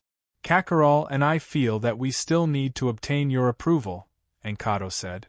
In fact, compared to obtaining your approval, we hope to obtain your guidance more. President, you have always been far-sighted. This time, the Chimera Chamber of Commerce's actions are very strange. Enkato and I don't know what to do. Only with your approval will we be at ease, Kakarot said. All right, don't flatter me. There's no benefit to it. Sui waved his hand with a smile. About this matter. Of course it's a good thing. Your judgment is correct. The Chimera Chamber of Commerce's participation will be of great help to the promotion of the Magic Communication Network. Once the Magic Communication Network is successfully established, our products will naturally be able to enter the Kanla Empire more easily. No matter how you look at it, it's a very good cooperation project. Hearing Suyi's words, Enkato and Kakarot's expressions relaxed. But, Sui suddenly said faintly, causing the two to tense up again. You have to remember one thing. Clearly understand why you can attract the Chimera Chamber of Commerce. Determine what is most attractive about you. Keep this in mind. Only by maintaining this point can you continue to develop in the long run. Do you understand what I mean? Enkato and Kakarot frowned slightly and fell into deep thought. Chapter 1051. After Enkato and Kakarot left, Sui took out a stack of documents from his desk and looked over them one by one. These documents were the reports from the companies under New Flyer in the past few months. The contents were all different, but in each document there was a name, the Chimera Chamber of Commerce. For example, 2.5 months ago, the Shinfei Construction Magic Machine Company had received a cooperation agreement from the Chimera Chamber of Commerce. They invited the Shinfei Construction Magic Machine Company to develop a batch of construction magic machines for the Chimera Chamber of Commerce's mines in several countries. This was a very normal cooperation invitation. Before the Shinfei Construction Magic Machine Company became independent, they had cooperated with many mining companies. Normally speaking, the Shinfei Construction Magic Machine Company would test what the final construction magic machine would look like based on the request of the other party. But this time the Chimera Chamber of Commerce had directly developed 4 kinds of construction magic machines for the Shinfei Construction Magic Machine Company to develop. The Chimera Chamber of Commerce had even provided detailed blueprints for the 4 kinds of construction magic machines, as well as setting strict requirements. So there wasn't much space left for the Shinfei Construction Magic Machine Company to develop their own designs. This kind of research task wasn't that hard, but because there wasn't much space, the Shinfei Construction Magic Machine Company rarely did this kind of research. Moreover, because it was the Chimera Chamber of Commerce that proposed this cooperation, the Shinfei Construction Magic Machine Company's manager, who wasn't sure at the time, found Sui to ask for his opinion. Sui's method was the same as when he faced Enkato and Kakarot today, letting them decide if they could cooperate or not. According to the report from the Shinfei Construction Magic Machine Company last month, these 4 kinds of construction magic machines had been developed and had received the approval of the Chimera Chamber of Commerce. The Chimera Chamber of Commerce said that they had enjoyed this cooperation and that they would propose more projects in the future, so they hoped that the Shinfei Construction Magic Machine Company could help them. The Shinfei Construction Magic Machine Company was naturally very happy. This was because the Chimera Chamber of Commerce liked to change their requirements at the last minute during the research and development process, causing the research and development process to always be interrupted and troublesome. However, they were very straightforward in other aspects, especially the most important aspect of payment. They were extremely straightforward without any delays and gave a high price. They were really a very good partner. Other than the research cooperation with the Xinfei Construction Magic Machine Company, the Chimera Chamber of Commerce had proposed over 70 cooperation requests to the New Flyer branches in just half a year. There were 13 projects that had been completed, 45 were in progress, and there were 10 that were being discussed, which included the project that Encanto and Kakarol had just proposed. Based on this, the Chimera Chamber of Commerce was without a doubt one of the New Flyer's most important partners. For the New Flyer, the Chimera Chamber of Commerce was the largest company in signs, so they were very strong. Whether it was in terms of funds or manpower, they had a special position in the Canla Empire, having strong connections and other resources.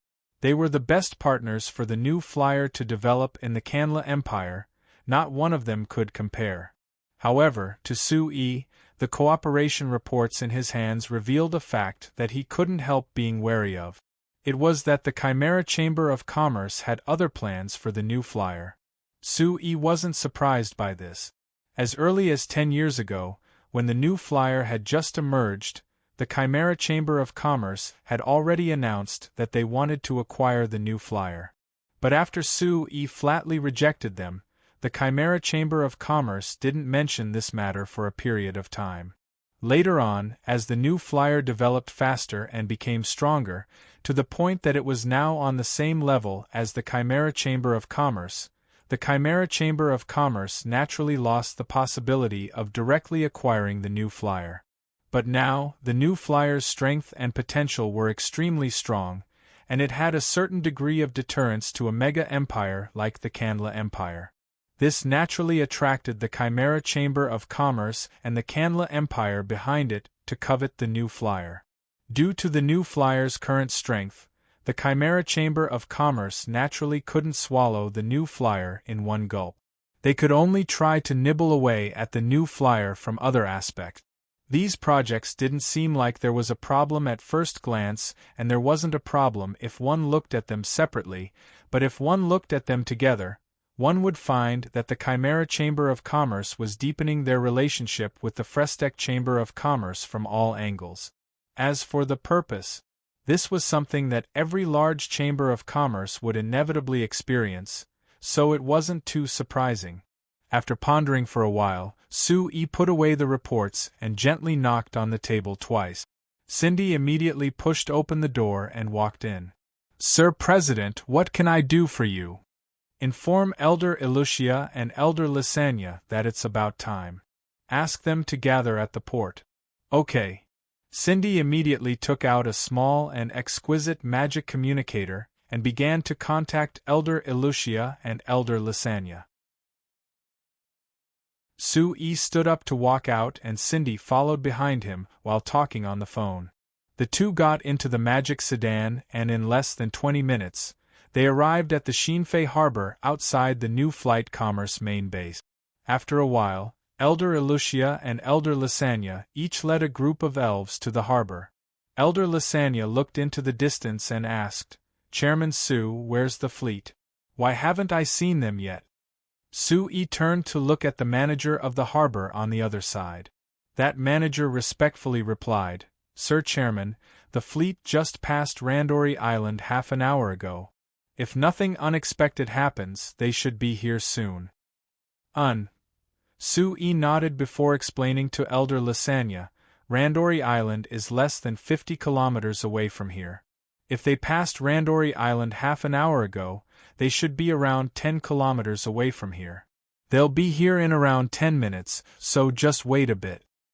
"That's easy." Su-Yi and the two elders sat down in the seats prepared by the manager of the harbor. Su-Yi looked at the calm sea today and suddenly asked with a smile, "Two elders, are you excited right now?" Elder Elucia and Elder Lysania looked at each other before revealing smiles. "Chairman Su, could it be that when you humans see relatives that you haven't seen in many years, and that they came from over 10,000 kilometers away, would you still be calm?" Elder Elucia said with a smile. "Of course not, but you shouldn't be that excited." Su-Yi gave a shrug. Based on the report from the exploration team, there should be humans on the Demon Cloud continent, but they are as rare as the elves on the signs, so they haven't met a single human yet. I think, if they brought back a group of humans this time, I should be more curious than excited. We are the same, more curious than excited, Elder Lysania said. Although in the legends of the elves, there are also legends that after the racial war, many of our clansmen crossed the sea and went to the new continent to find living space, this has never been confirmed. No one knows whether the other continent really exists, whether the clansmen who went there safely arrived in the new continent or whether they survived. Now that we know the exact information, we are really curious. What was their experience like back then? Compared to their history, I am more concerned about their current situation, Elder Elucia said. According to the information given by your Chamber of Commerce, our clansmen seem to be living well on the Demon Cloud continent. They seem to be one of the top races on the Demon Cloud continent. Their situation is much better than our situation on the signs. What? Elder Elucia, do you want to move our clansmen to the Demon Cloud continent? Sui asked with a smile. Of course not. Elder Elucia immediately shook her head. Our clansmen are currently living a good life on the signs and have generally integrated into human society. There are no difficulties in life. As long as we can continue to cooperate with Chairman Su and your new flyer, I think our Nightsong tribe will develop smoothly. In any case, it is much better than going to the new continent. Then, Elder Lysania, what is the plan of your Moon Shadow tribe? Sui turned his head and asked Elder Lysania. It's not like we can't survive now. Why should we risk going to the Demon Cloud continent to find another way? Elder Lysania's answer was much more straightforward than Elder Elucia's. Now that our clansmen are cooperating with your new flyer, they are much better off than before. They don't lack anything and are valued by you humans. How can the Demon Cloud continent compare? Speaking of which, Chairman Su, in the information you gave, it only said that there are elves, but it didn't say their specific situation. I can't help it. That's all that was written in the report. Even if you ask me, I don't know. Sui spread his hands. But they will be here in a while. You can ask them yourself. Well, that's good. Elder Lysania nodded. Then, she lowered her head to look at her chest and adjusted her collar. Although Elder Elucia on the side didn't do this, she also touched the side of her ear and smoothed a strand of hair. Sui suddenly laughed in his heart. It seemed that the elves were not much different from humans. Before meeting their fellow clansmen, they would always pay attention to their face. Chapter 1052. 10 minutes later, there was a row of ships that appeared in the distance. We're here. Sui and the two elders stood up and went to the harbor to wait. 10 minutes later, the steel fleet that had sailed from the distant western sea slowly entered the port. The first large transport magic ship that entered the harbor stopped and a small figure flew out, landing in front of Sui. Sir Chairman, I'm back. Sui laughed and squatted down to look at the other side. Hey, Lumi, should I first congratulate you for finally seeing your clansmen? Lumi's eyes narrowed into two crescent moons as she gave a strong nod. Sir Chairman, I really have to thank you. I never thought that I would finally see my clansmen one day. Sui nodded with a faint smile before looking up at the deck of the large transport magic ship. Then where are your clansmen? Are they already here? I'll call them down. Lumi waved her hand and returned to the Shinfei magic ship. Sui stood up and smiled as he watched Lumi fly up, feeling happy for Lumi in his heart. Since the halflings of her tribe had all died, Lumi had been the only one left in the signs for several hundred years, so the loneliness in her heart could be imagined. Now that she had finally followed the new flyer's fleet to the legendary new continent and had even found the existence of the halflings on this new continent, the joy in her heart could be imagined. 2 months ago, when Sui received the news from the Demon Cloud continent, saying that the exploration team had found a tribe of halflings on the Demon Cloud continent, Sui was actually a bit surprised. After all, the halflings leaving the signs to live on the new continent was just a legend. No one was certain that the new continent really existed, and no one was certain that the halflings could smoothly survive on the new continent. Therefore, although Lumi insisted on exploring the endless sea with the new flyer exploration fleet because of the rumors left by the tribe, even if they really found the Demon Cloud continent, Sui didn't have much hope. Who would have thought that they would actually discover the existence of other halflings? This allowed Lumi to fulfill her wish of finding her own people hundreds of years ago. Sui was also very happy. From a personal point of view, Sui and Rumi had a lot of conversations about magic research and the history of the halflings. Sui really liked this cheerful, lively, and cute female halfling who looked like a little girl. From an official point of view, almost every halfling was a natural-born master magician. They had their own research system in magic theory, and at the same time, they had a special hobby of researching magic tools and equipment. Just Lumi alone was of great help to the new flyer. Now that they had found a group of halflings, if they could take them all in and have them work for the new flyer, there was no doubt that it would greatly increase the strength of the new flyer in magic machine research. So no matter how he looked at it, Sui was very happy to see this result. Of course, other than Lumi and the halflings she had found on the Demon Cloud continent, the most important ones were the elves that the exploration team had found on the Demon Cloud continent. After waiting for a while, the large transport magic ship came down from the dock. A group of elves who looked different from the elves that Sui had seen on the signs came down behind the person in charge of the fleet. Elder Elucia and Elder Lysania besides Sui were clearly surprised when they saw these elves before coming forward to greet them. However, it was different from what Sui had imagined. The two sides were like people who often met each other and were very calm. After greeting each other and confirming that they could speak the same language, they began to talk like they were very familiar with each other. Sui had known the elves for a long time, so he knew that this was a characteristic of the elves. They required themselves to be as calm, noble, and elegant as possible at any time, not allowing themselves to be the slightest bit panicked. This characteristic couldn't be considered good or bad, but Sui wasn't used to it. So he left Elder Elucia and Elder Lysania to talk to the elves from the Demon Cloud continent while he looked at the group of short halflings that were like human children that came down from the ship behind the elves. Unlike the calm faces of the elves, these halflings were already making a ruckus before they even got off the deck. If someone who didn't know what was going on saw them, they would probably mistake them for a group of noisy human children. When they came down from the deck and stepped onto the dock, they became even more noisy. There were even some halflings that flew into the air and looked around, looking like they had discovered a new world. Sir Chairman, he is the representative of the clansmen that came this time. You can call him Dantland. Lumi led over a halfling that looked no different from a human child, but his hair and beard almost reached his calves, and his face looked like an old human man. Seeing Sui looking at him, the halfling old man named Dantland bowed slightly and said in a muffled voice, "Hello, respected human leader, I am Dantland. Because I am the oldest, the clansmen who came with me this time chose me as their representative.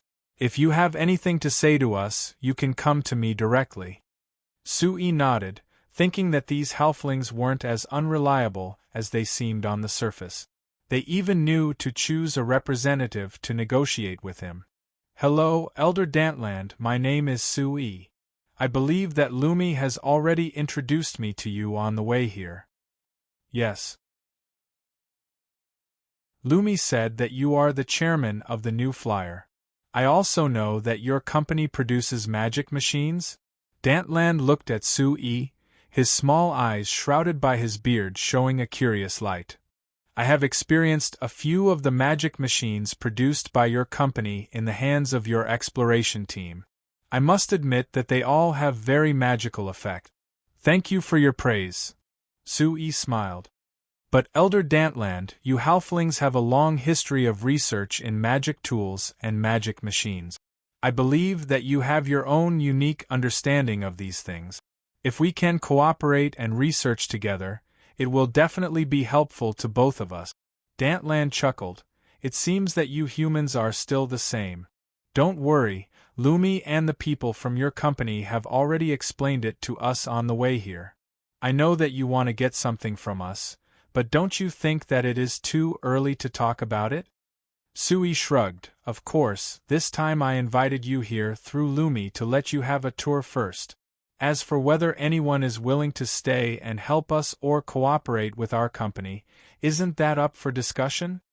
Dantland looked at Sui with a surprised expression. You are very frank, human. You are different from the humans I have seen before. Sui immediately grasped the key point in his sentence. Elder Dantland, you mean that you have seen other humans before? So there are humans on the Demon Cloud continent? Are there many humans on the Demon Cloud continent? I don't know. Dantland shook his head. The last time I saw a human was more than 100 years ago. At that time, humans were very rare on the Demon Cloud continent. I don't know how they are now. Is that so? Sui frowned slightly. The exploration team of the New Flyer has explored the Demon Cloud continent as far as nearly 1,000 kilometers from the west coast of the Demon Cloud continent. Along the way, they have found the halflings, elves, goblins, and the rarest lizards on the Demon Cloud continent. However, they have never encountered a single human. However, whether it was the dragons, halflings, or elves, they all said that there were indeed humans on the Demon Cloud continent, but they did not occupy the majority of the Demon Cloud continent. This discovery made it impossible for Suyi's original plan of contacting the human kingdoms of the new continent and taking over the human market on the new continent to be the first to be implemented. Humans seem to have no control on the Demon Cloud continent at all, so how could the New Flyer discuss with the human kingdoms how to develop the Demon Cloud continent? After thinking about this, Sui quickly put on a smile on his face and asked another question. Elder Tran, my subordinates should have already mentioned this to you and your clansmen. This time you came all the way from the Demon Cloud continent, so our company wants to announce this to the public, letting the entire Signs continent know of your appearance. The answer you gave before is that you need to think about it, but now I want to know your answer. Tron stroked his long beard and fell into contemplation. After a while, he slowly nodded and sighed. Let's do as you say and announce the news.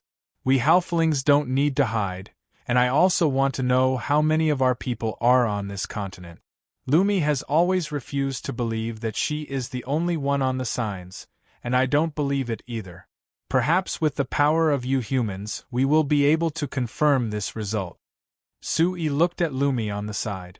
Seeing her nod vigorously, he couldn't help but sigh in his heart. In fact, in order to explore the possibility of other halflings on the Signs, the New Flyer has been publicizing the news of Lumi's existence to the public. With the New Flyer's growing reputation on the Signs, this news should have spread throughout the human world by now, and should also have spread to the ears of the other races on the continent. However, for so many years, there has never been a second halfling. Even if there were several news about the halflings, it was later confirmed to be false. Thus, Lumi being the only halfling on the Signs could only be the only explanation. Lumi, Trond, and the other halflings who came from the Demon Cloud continent still didn't give up, but Sui was basically sure that they still wouldn't get the result they wanted. Chapter 1053.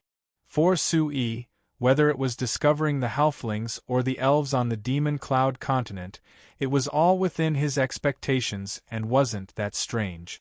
After all, since Cassandra's sudden arrival last year, it had already been a year.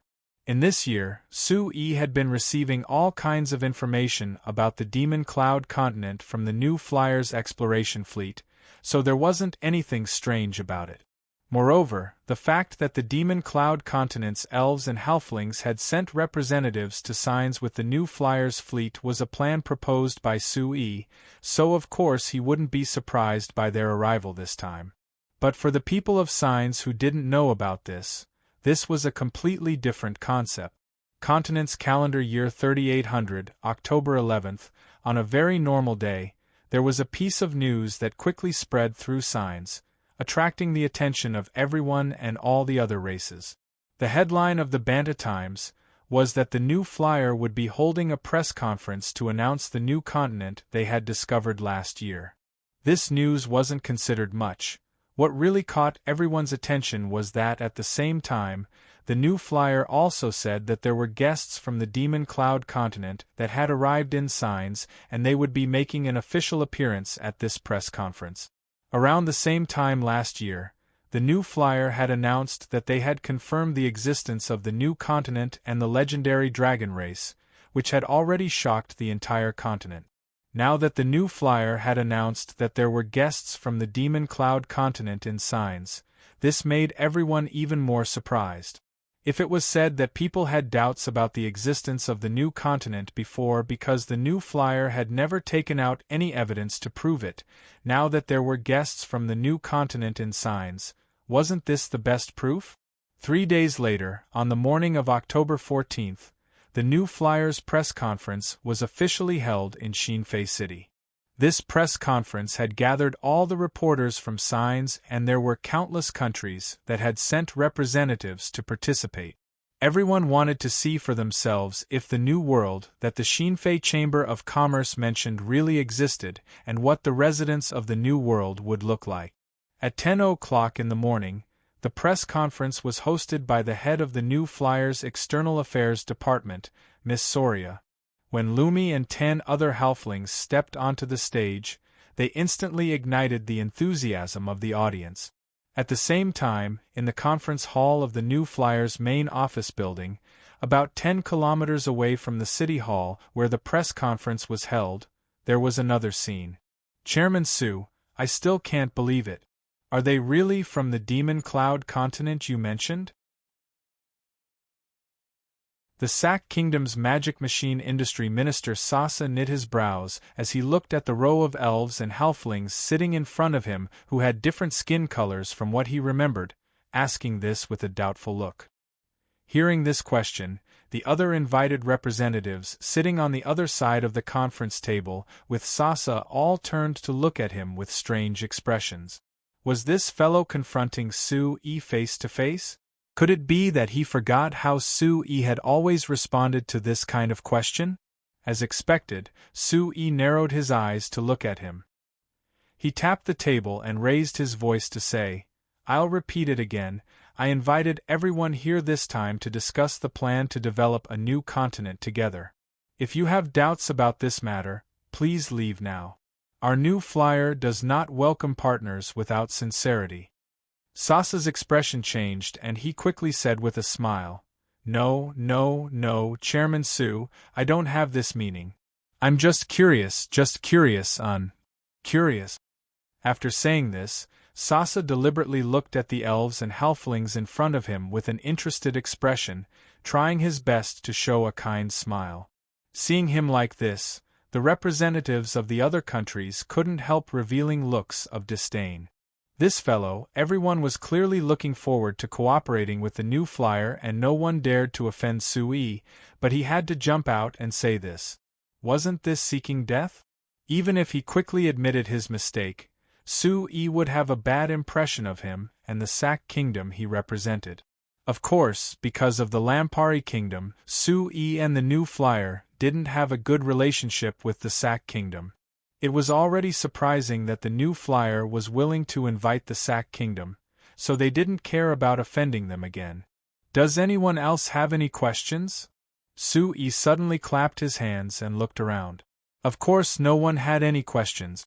Very good, then let's discuss the topic of this conference.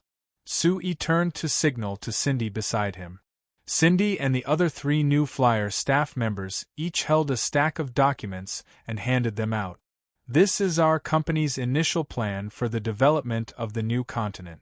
Everyone can take a look first, and if you have any opinions or suggestions, you can give them now. Sui said in a clear voice.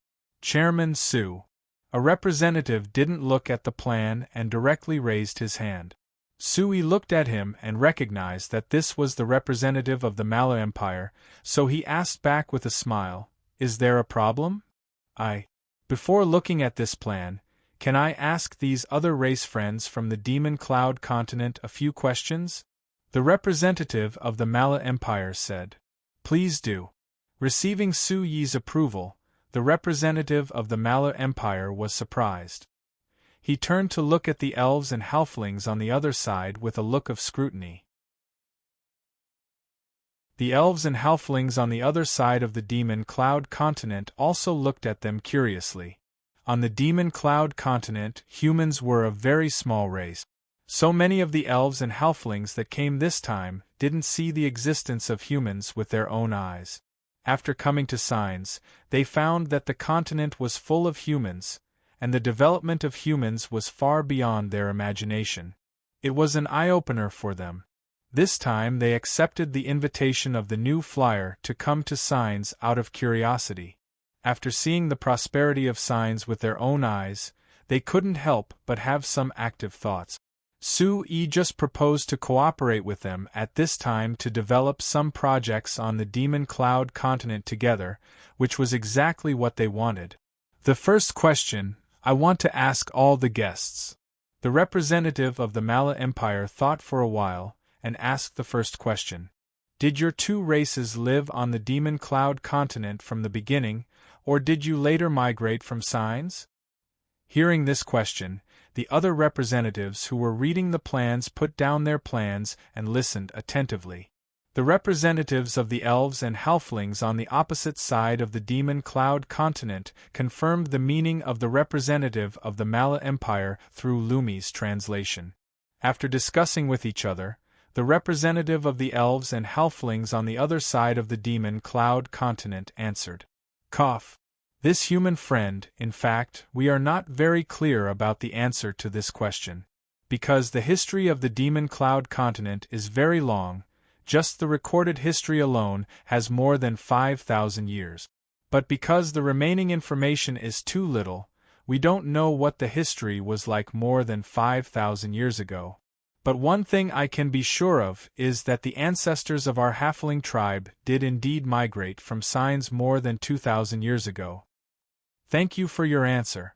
What about these elven friends? The representative of the Mala Empire asked again. I noticed one thing, these elven friends seem to be different from the elves of Signs. The elves of the Demon Cloud continent, compared to the elves of the three elven tribes that were the closest to the Frestek Chamber of Commerce, had darker skin and more slender figures, but their ears weren't as sharp. At the same time, they didn't believe in the moon god like the elves of the Signs continent, so they didn't have the moon god insignia that the elves of the Signs continent wore, so it was easy to see the difference. However, for this question, when they first came to Signs and saw Elder Elucia and Elder Lysania, they had already answered it. Now that they answered it again, they were naturally familiar with it. There were originally elves on the Demon Cloud continent. Of course, later there were elves who migrated from other continents, so now the elves on the Demon Cloud continent are divided into many different tribes. As for our tribe, according to the history passed down, we should be regarded as the aborigines of the Demon Cloud continent. Is there such a difference? The representatives were a little surprised. The representative of the Mala Empire thought for a while and asked, I heard that there are also humans on the Demon Cloud continent. Then, did the humans on the Demon Cloud continent exist on the Demon Cloud continent from the beginning, or did they migrate from our Signs? I'm sorry. The elf who answered shook his head gently. We have little contact with the humans on the Demon Cloud continent, so we can't answer your question. The representatives exchanged a look with each other. From the information they had learned so far, the human forces on the Demon Cloud continent seemed to be very weak. This created a very good prerequisite for them to enter this new continent and seize the resources and markets of the new continent. Okay, thank you for your answer. Now, I want to ask the second question. The representative of the Mala Empire asked again. Now on the Demon Cloud continent, which race is the dominant one? Is it the elves or the halflings? Hearing this question, the elves and halflings on the opposite side showed a trace of embarrassment on their faces. After a while, Elder Trond replied with a wry smile. At present, the most dominant race on the Demon Cloud continent is neither the elves nor the halflings. The most dominant race should be the goblins. Goblins? The representatives were stunned and turned to look at Sui. The information given to them by the new flyer didn't mention this.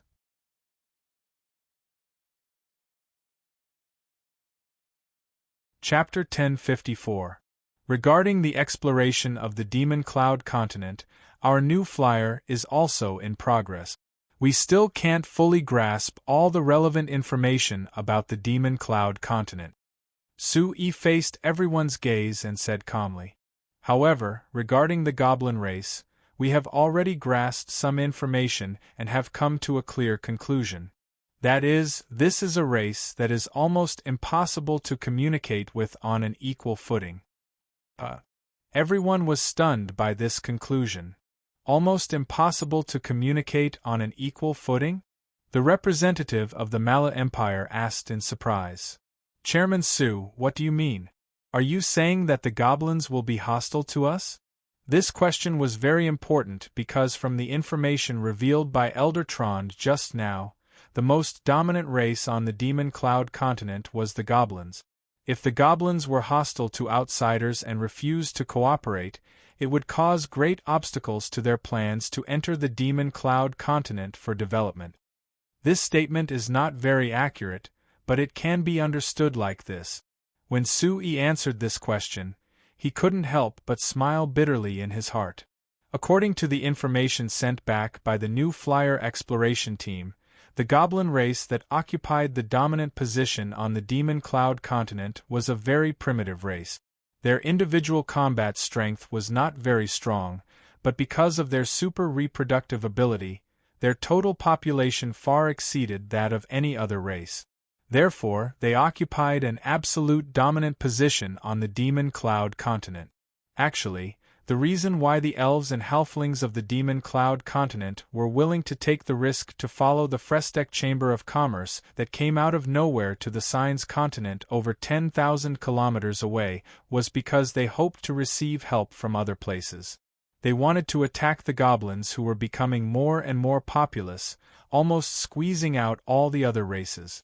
The new flyer exploration team showed a powerful combat strength far beyond their imagination in their previous contact with them. In their eyes, they could be regarded as a powerful helper. Of course, whether it was the halflings or the elves, they also had concerns about this. They were worried that after introducing outsiders from other continents to the Demon Cloud continent, even if they succeeded in suppressing the goblins, they might become like the goblins and squeeze out the living space of other races. However, the threat posed by the goblins was too great and imminent. They had no other choice. After arriving at the Signs, the halflings had gained a better understanding of the new flyer through Lumi. The elves had also gained a deeper understanding of the new flyer through their compatriots in the Signs. They were certain that the new flyer and the other humans wouldn't be as ruthless as the goblins, which was why their situation was much better than their current situation. Sui didn't know whether to laugh or cry after learning about the situation.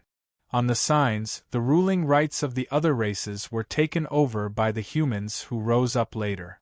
Their living space was greatly suppressed, and many races had to flee to the endless ocean to find another way out. On another piece of land that was over 10,000 kilometers away, these foreign races were also being oppressed by another race, facing almost the same outcome. He really didn't know whether to feel sad or ridiculous for these foreign races, including the elves, halflings, and other familiar races. Humans were a race full of creativity and unlimited development potential. It was understandable that the other races were surpassed by humans. However, according to the information sent back by the exploration team, in addition to their strong reproductive ability, the only advantage of the goblins was that they were very united.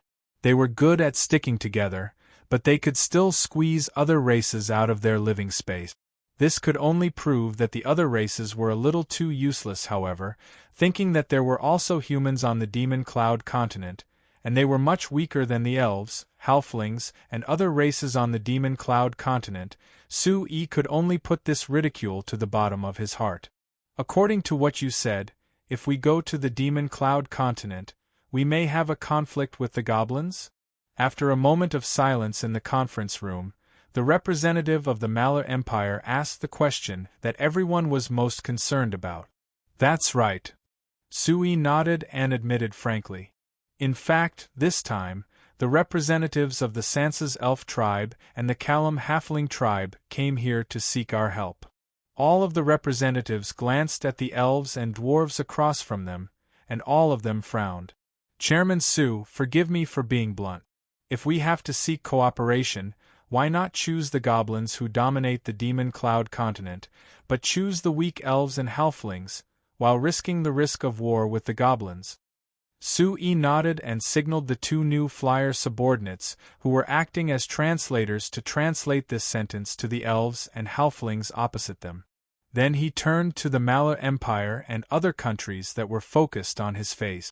Everyone, as I just said, those goblins are a race that is almost impossible to communicate with on an equal footing. Do you understand the meaning of this sentence? The representatives frowned and thought for a moment. The representative of the Malar Empire asked, "You mean those goblins don't accept negotiations and cooperation?" "That's right."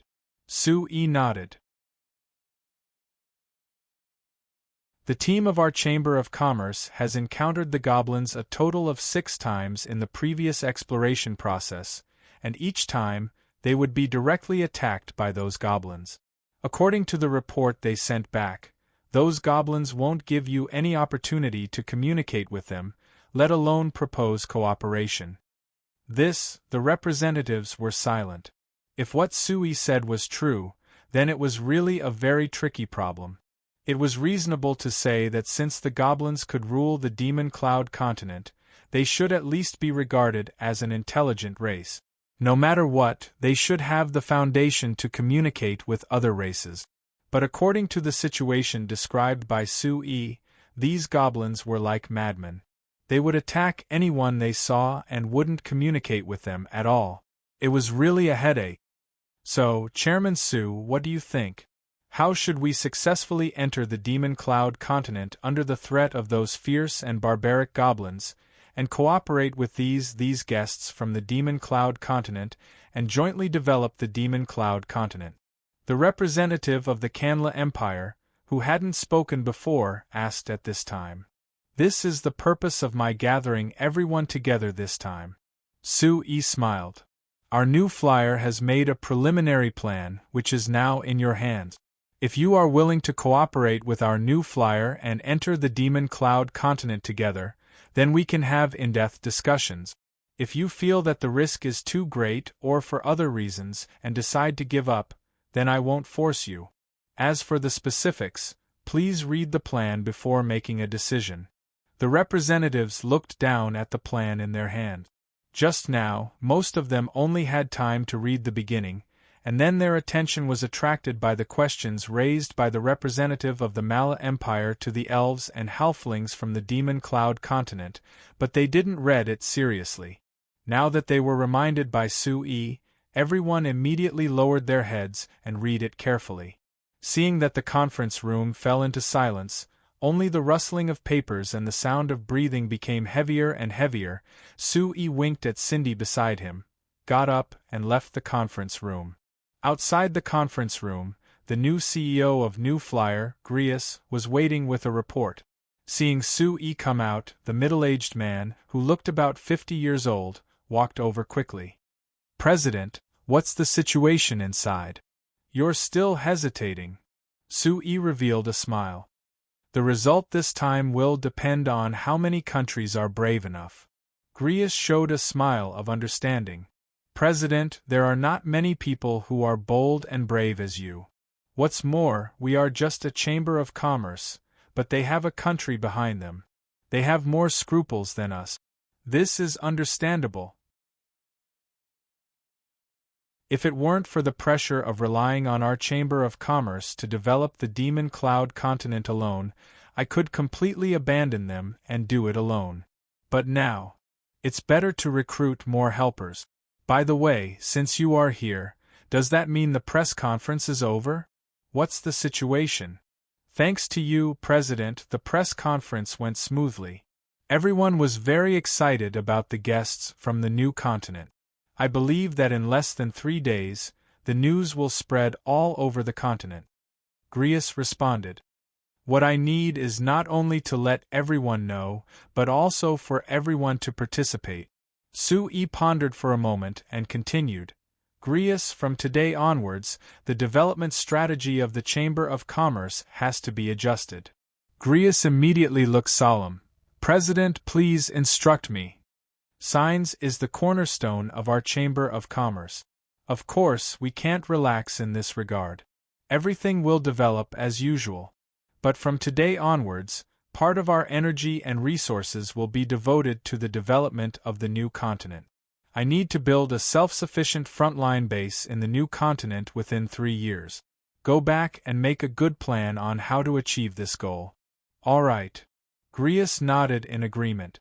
Sui glanced at Grius and nodded with satisfaction. Although the new CEO of New Flyer was slightly inferior to Kennard in terms of work ability and flexibility, he was very obedient and rigorous in his work. He was a very suitable subordinate. But of course, he couldn't often discuss big goals and general directions with Sui like Kennard.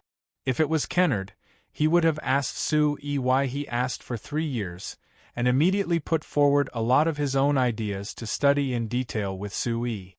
This wasn't good or bad, but Sui had to consider more details than when Kennard was there before, so he needed to spend a little more energy.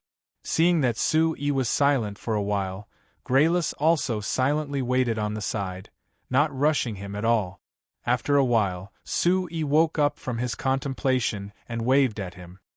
Okay, you go and prepare for the follow-up work after the press conference.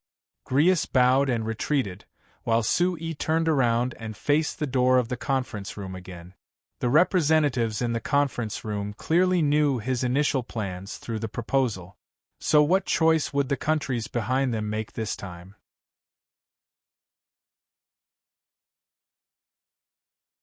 Chapter 1055. 2 months later, a fleet that was much larger than the one New Flyer had sent slowly left the Xinfei harbor.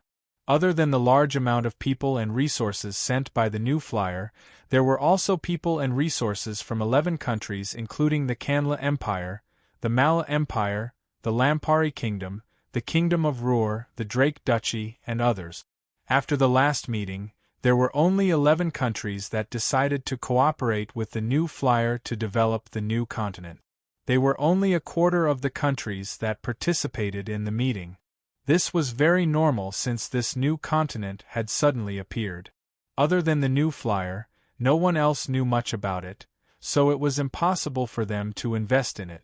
This time, the 11 countries had only sent a simple inspection team, and the resources they sent were just some daily necessities to support the New Flyer, so they didn't have any specific meaning. So in this large fleet, most of it came from the Frestec Chamber of Commerce. Sui wasn't hesitant like those countries. After a year of exploration, the New Flyer had a certain understanding of the situation on the Demon Cloud continent. Sui had already decided on the plan to develop the new continent.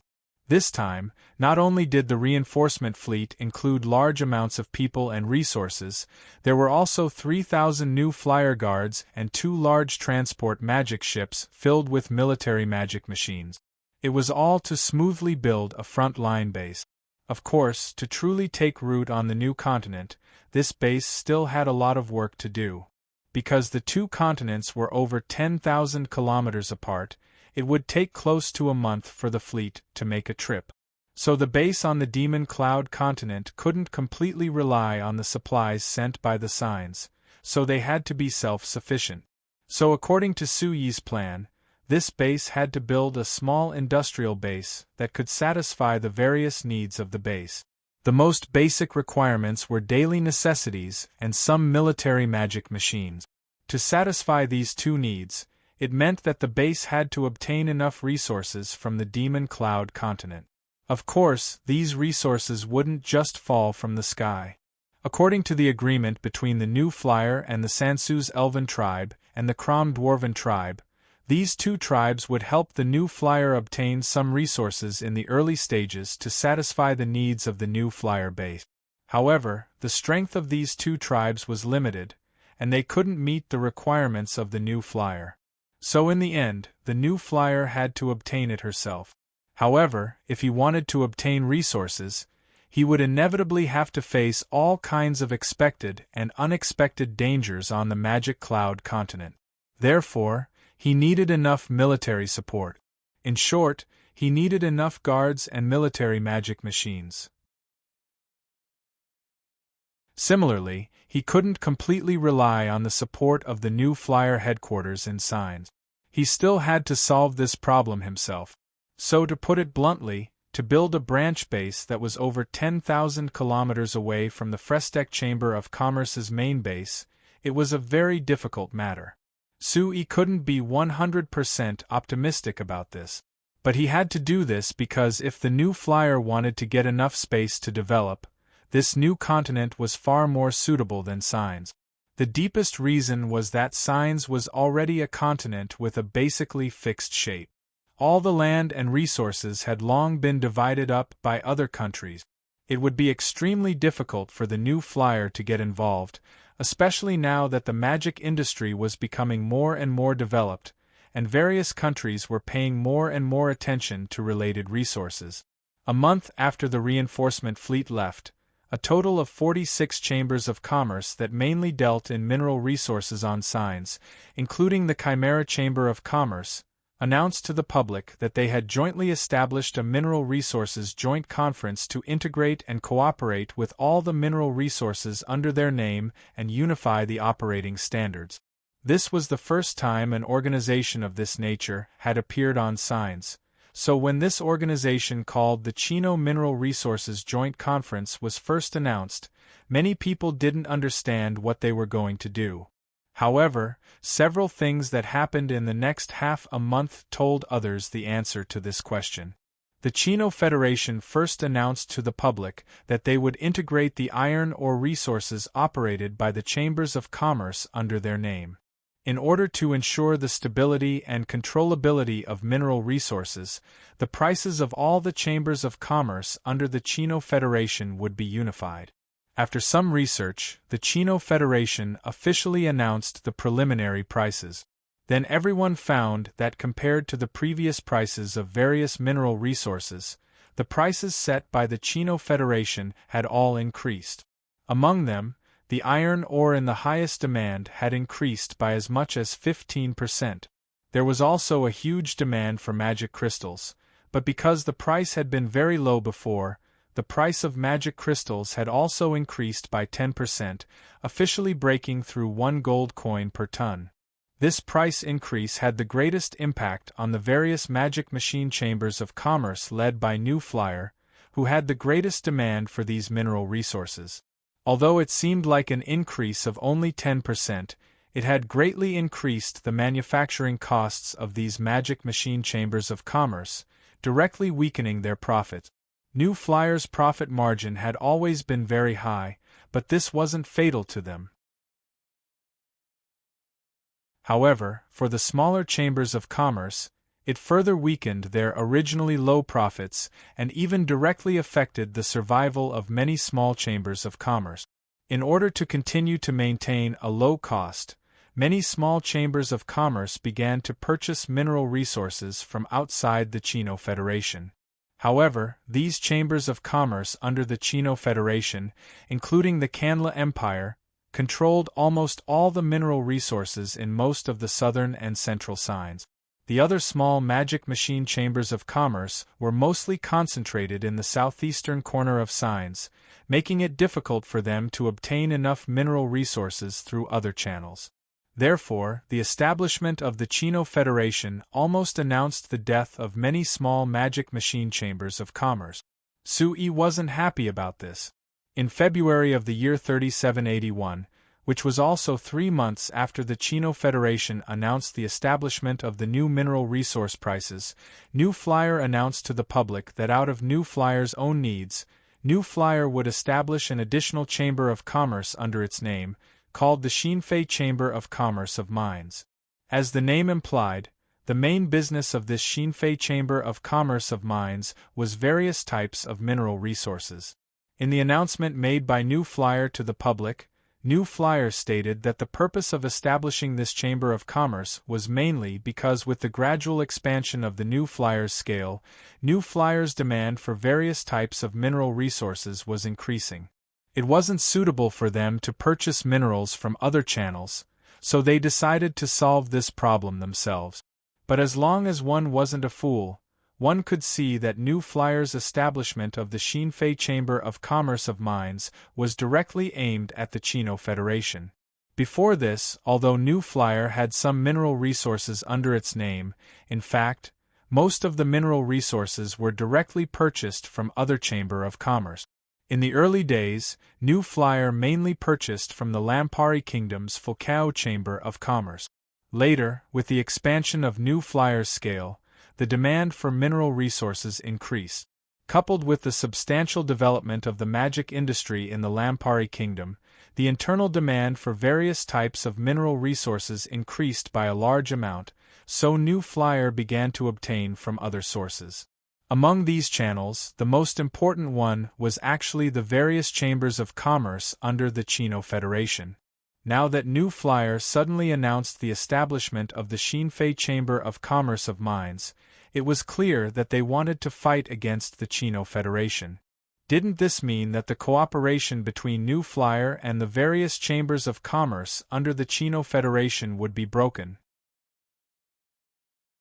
However, the Chino Federation controlled almost all the mineral resources in the southern and central parts of the continent. If New Flyer didn't cooperate with them, how could they obtain enough mineral resources?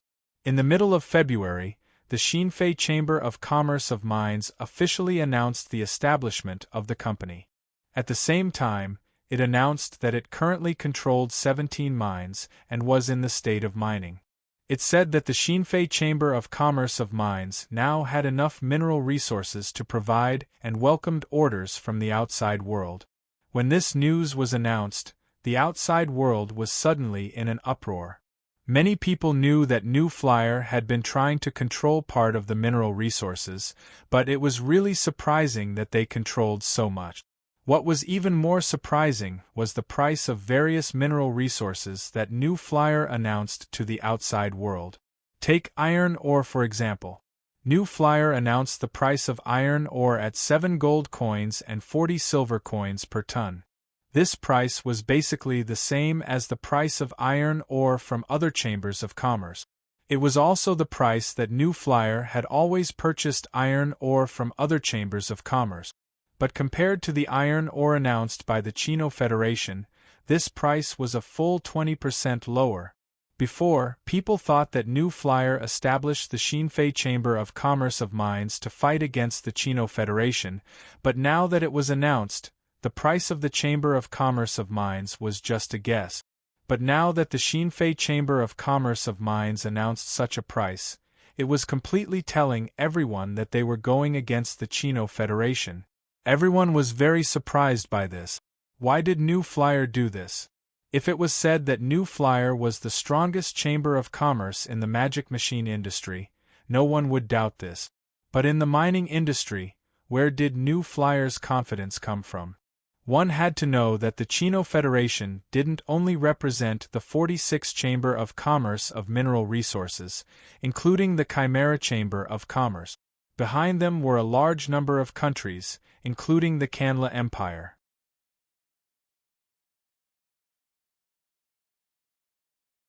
Chapter 1056.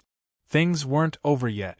About 4 months after the establishment of the Xinfei Chamber of Commerce, the largest chamber of commerce in the Mala Empire, the Freshwater Valley Chamber of Commerce, and 36 other chambers of commerce jointly issued a statement to jointly establish a mineral resource organization similar to the Chino Federation.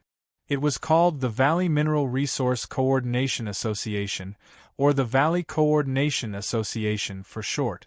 The Freshwater Valley Chamber of Commerce was the chamber of commerce that controlled the most mineral resources in the Mala Empire. Together with the other 36 chambers of commerce, they controlled almost all the mineral resources in the northern signs. Although it was slightly inferior to the mineral resources under the Chino Federation, it wasn't much different. The purpose of the establishment of the Valley Coordination Association was even more obvious than the Xinfei Chamber of Commerce, which was to compete with the Chino Federation. And unlike the Xinfei Chamber of Commerce, which was far inferior in the eyes of everyone, the Valley Coordination Association was able to compete with the Chino Federation because it united almost all the mineral resources in the Kanla Empire and dozens of countries in the north. And because of the background of these two organizations, this undoubtedly represented the confrontation between the Mala Empire and the Kanla Empire in another aspect. But before this, if there was a confrontation between the two empires, the other countries and organizations on the continent could only choose to stand on their own side, and there was no way to voice their own opinions. But this time, the new flyer emerged, and the Xinfei Chamber of Commerce forcibly stepped in, making a truly different voice. For many people, they certainly hoped that the Xinfei Chamber of Commerce could truly compete with the Chino Federation and the Valley Coordination Association, which would be of great help to many small countries. But in the hearts of most people, they were not optimistic about the Xinfei Chamber of Commerce at all. Although the Xinfei Chamber of Commerce was backed by the New Flyer, and the New Flyer's current strength had become extremely powerful in the signs, even the two empires had to be wary of it. But being wary didn't mean being afraid. In the past, the two empires were wary of the New Flyer because they wanted to cooperate with the New Flyer, so they didn't want to break their relationship with the New Flyer. Therefore, this didn't mean that the New Flyer's strength was really stronger than the two empires. In the end, the New Flyer was just a chamber of commerce, and the various resources it controlled naturally couldn't be compared to the two empires. Even if the Xinfei Chamber of Commerce controlled a large amount of mineral resources beyond people's imagination, it was undoubtedly far from being compared to the two organizations that had the two empires and the various countries supporting them. People only needed to wait to see how long the Xinfei Chamber of Commerce could last. The Chamber of Commerce of Xinfei Chamber of Commerce's of Steel Smelting Chamber of Commerce suddenly announced the Chamber of Commerce's Chamber of Commerce. The production of several steel mills steel of steel of smelting of commerce's steel tests several steelt, the of steel productions of steel s's as the Xinfei Chamber of Commerce announced that because of the large increase in production, the Xinfei Chamber of Commerce could take out more steel to sell. They also welcomed other companies that needed steel to buy from them. Half a month before this, the Chino Union had announced that they had finished integrating the various companies' mineral resources. Through their own research, they had successfully developed a new set of magic steel smelting equipment. It was estimated that they would be promoting it on a large scale by the end of the year, greatly increasing the Chino Union's steel production.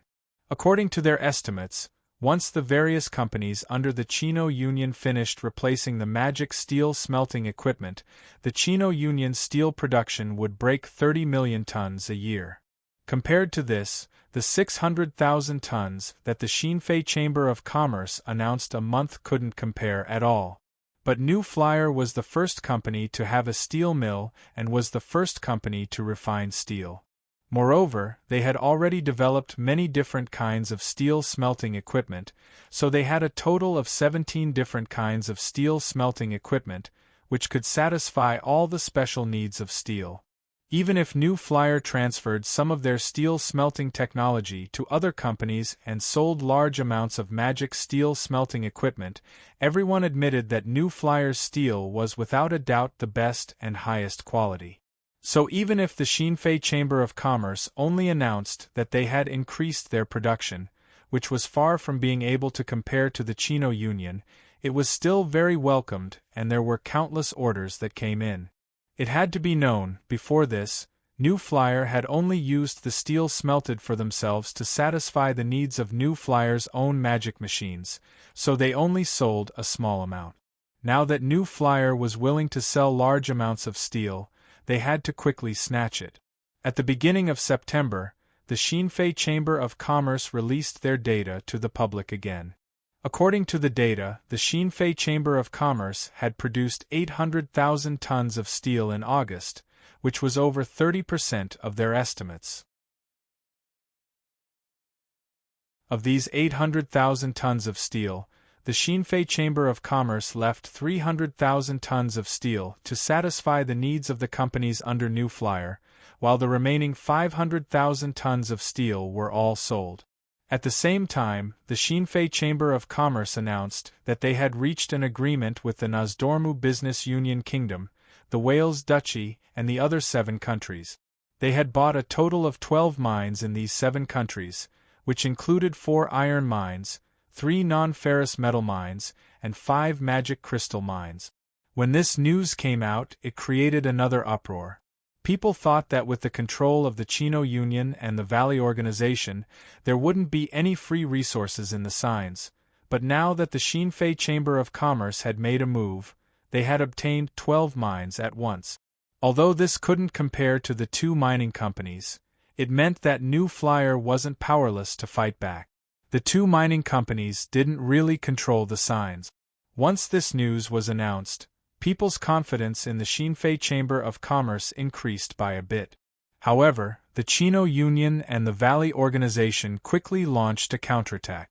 At the end of September, the Chino Union announced another increase in the iron ore price, breaking 4 gold coins per ton. This price was quite subtle. This was because even if the Xinfei Chamber of Commerce controlled several iron mines, the Xinfei Chamber of Commerce's main business was refining various kinds of steel and non-ferrous metals.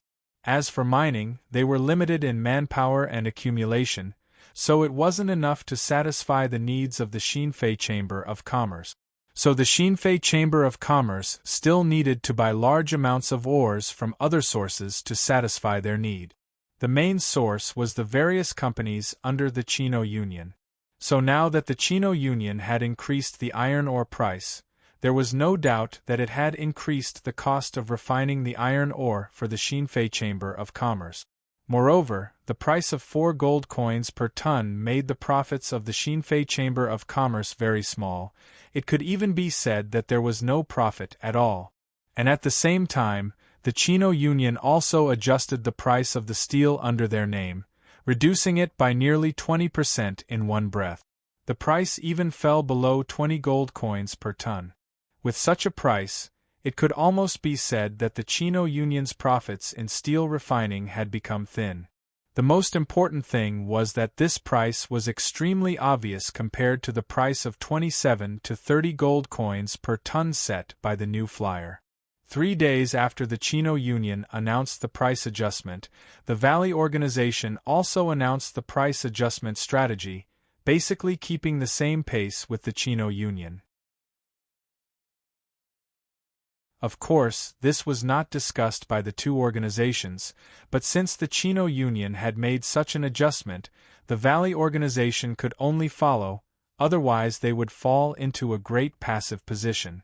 However, everyone knew very well that the Chino Union's large price adjustment was obviously not aimed at the Valley Organization, but at the Xinfei Chamber of Commerce.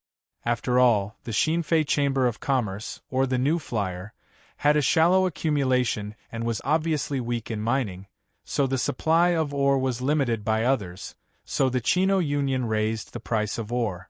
And in the project of the Xinfei Chamber of Commerce, steel refining, the Chino Union did not hesitate to lose a lot of profits to greatly reduce the price. Obviously, they were forcing the Xinfei Chamber of Commerce to also reduce the price, in order to suppress the profits of the Xinfei Chamber of Commerce. This was not a conspiracy, but it was clear that they were relying on their far larger scale than the Xinfei Chamber of Commerce to bully the new flyer with their strength. Their purpose, of course, was to drive the Xinfei Chamber of Commerce out of the mineral resources industry. In the view of the Chino Union, the appearance of the Valley Organization was not surprising, but the Xinfei Chamber of Commerce was an unexpected anomaly. Moreover, the strength of the Valley Organization was similar to that of the Chino Union, so of course it was impossible to solve it in a short time. Therefore, the most important thing was naturally to drive out the Xinfei Chamber of Commerce, the disruptor, and then compete with the Valley Organization. This purpose was so obvious that the president of the Chino Union did not hide anything at all in a press conference to publicly say that the new flyer should honestly stay in the magic machine industry they were good at, and should not be involved in an industry that did not belong to them. And the new flyer's response to this was once again no response.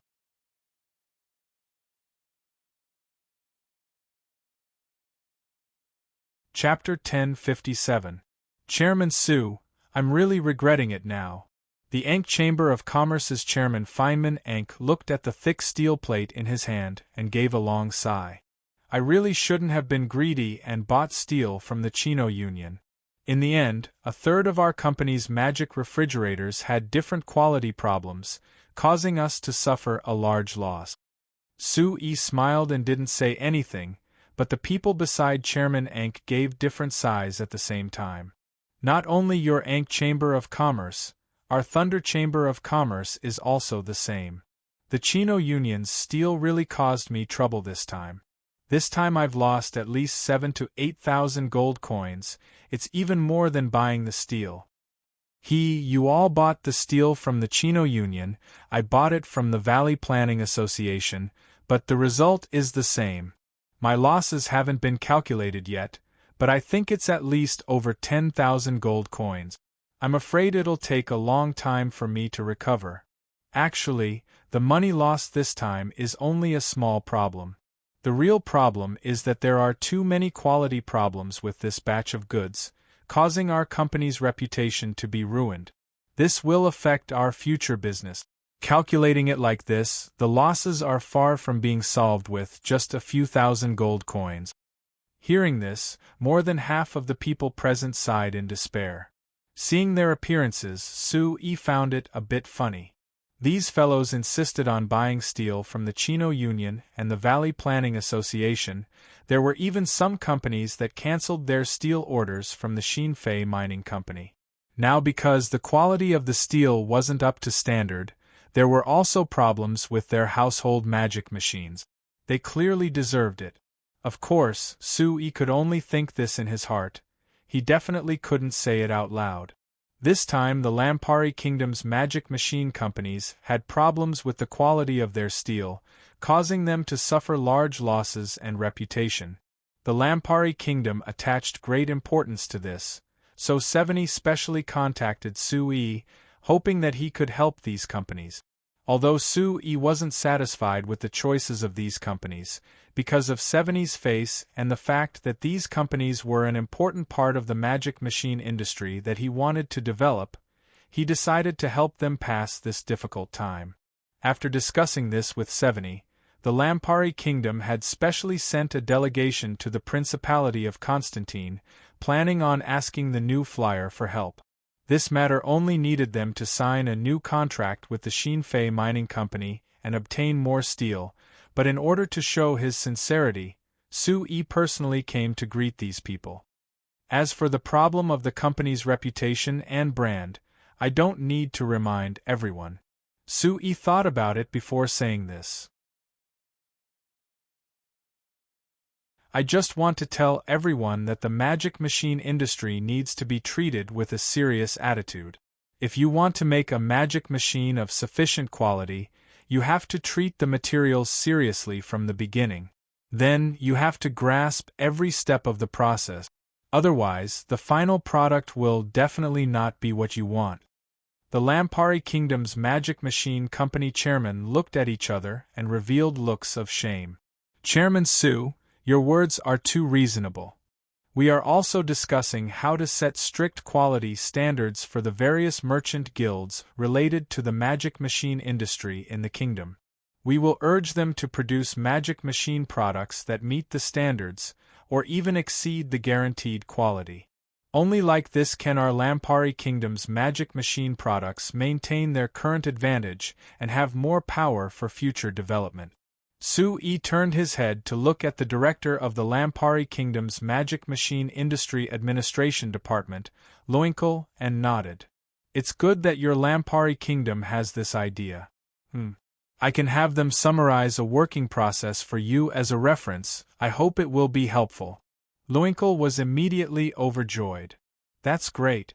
If we can use your new flyer's working process as a reference, I think the quality of our Lampari Kingdom's magic machine companies will greatly improve. The surrounding chairmen of the other companies all nodded and smiled to express their thanks. Then let's talk about the solution to this matter. Su-yi turned his head to look at the chairman. As for the company's reputation and product reputation, I don't have a good way to help you. You need to slowly rebuild it. However, I think I can help you solve the problems with the quality of the products produced this time. Oh! The group of chairmen were surprised. Chairman Su, you have a way? Chairman Su, you're not going to let us sell these products under another brand, are you? Of course not. Su-yi shook his head. I don't intend to let you sell them on signs because it will only make your reputation worse. But just because it can't be sold on signs doesn't mean it can't be sold elsewhere. Could it be? Chairman Su, you're talking about the Demon Cloud continent? That's right. Su-yi smiled and nodded. Our Chamber of Commerce has been in contact with many local tribes on the Demon Cloud continent. Many of them are very interested in magic machines and hope to get some to try to change their lives. If you are willing to take out these defective products, I can have the fleet transport them to the Demon Cloud continent and give them to the residents of the Demon Cloud continent. Wait, Chairman Su, you just said give them away. A chairman frowned and asked. Yes. Su-yi looked straight at him. Could it be you're planning on selling them to them? Although that chairman didn't dare refute Su-yi, he was clearly hesitant. Although this batch of products had a high proportion of quality problems, as long as they brought them back for some adjustments and maintenance, they could still be mixed in with future products and sold. This way, the loss would be much smaller. But if they listened to Su-yi and directly gave them to the other races on the Demon Cloud continent, they would lose everything. Seeing the hesitation of several chairmen, Su-yi said with a shrug, I won't force you, it's purely up to you. If you're not willing, it's fine. As soon as his voice fell, a middle-aged man with rather conspicuous reddish-brown hair raised his hand. I'm willing. Chairman Su, our Sarkozy Chamber of Commerce is willing to give all the problematic products to you. Su-yi turned to look at him, and seeing his determined expression, he nodded with a smile. This Sarkozy Chamber of Commerce came from Banta City. Compared to the companies of other places, the companies of Banta City had more trust in the new flyer. With the Sarkozy Chamber of Commerce's chairman taking the lead, the other chairmen all agreed after considering it. Even the chairman who raised his doubts in the beginning finally agreed to Su-yi's suggestion. They decided to give these products to the Demon Cloud continent according to Su-yi's suggestion. Everyone, you definitely won't regret this choice. Su-yi said with a smile. Su-yi said with a smile, the other races on the Demon Cloud continent will definitely give you rewards that surpass your imagination. After pausing, Su-yi raised his voice to continue. Of course, doing this won't immediately solve the problem everyone is facing. Our Shinfei Chamber of Commerce will have some other measures to deal with this. After saying this, Su-yi took a step back and nodded to the Shinfei Chamber of Commerce's chairman, the dwarf Lee Sop. Lee Sop came forward and waved his short arm as he said in a loud voice, Everyone, Sir Chairman is a magnanimous person and has decided not to care about you breaking the contract and will continue to provide you with steel. At the same time, we will also provide you with installment payment. This means that if you can't take out the money now, you can use the steel first and pay when you have money. Of course, the price of the steel will remain the same. The eyes of the chairman lit up. When they came this time, the first thing they were worried about was that the Frestec Chamber of Commerce wouldn't buy steel from them because they were greedy and wouldn't continue trading with them. The second thing they were worried about was that the Frestec Chamber of Commerce would raise the price of steel and make things worse for them. But now, Lissop's promise dispelled their doubts. He even generously allowed them to use the goods first before paying, which was really beyond their expectations. Chairman Su, you are really magnanimous, thank you so much. Yes, Chairman Su, you are too generous. We promise that we will only buy raw materials from the new flyer in the future, and will not care about the Chino Union's discount. Yes, the Chino Union and the Valley Coordinating Committee's steel is so bad, yet they still want to compete with the new flyer. They are simply courting death. Su-yi smiled as he listened to the compliments.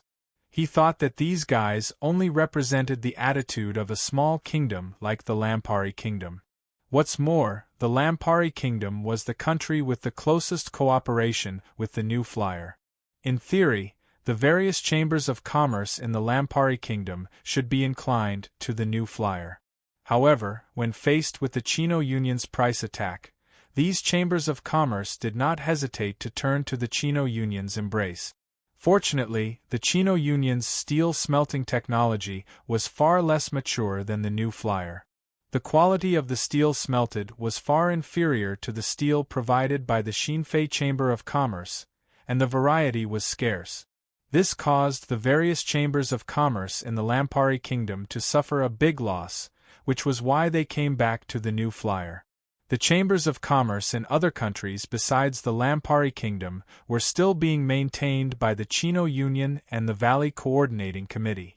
The Xinfei Chamber of Commerce wanted to snatch these chambers of commerce from the hands of these two organizations, but it was not something that could be done overnight.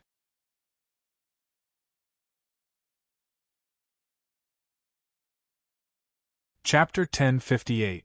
Although they were both near the sea breeze blowing in the new Flight Commerce main base was completely different from the sea breeze in the eastern part of the Demon Cloud continent.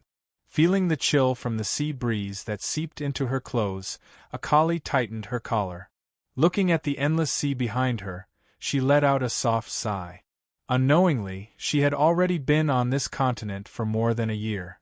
At the beginning, she only wanted to learn some characteristics of dragon magic from the Dragon Clan as soon as possible so that she could make a breakthrough in her magic signal transmission research.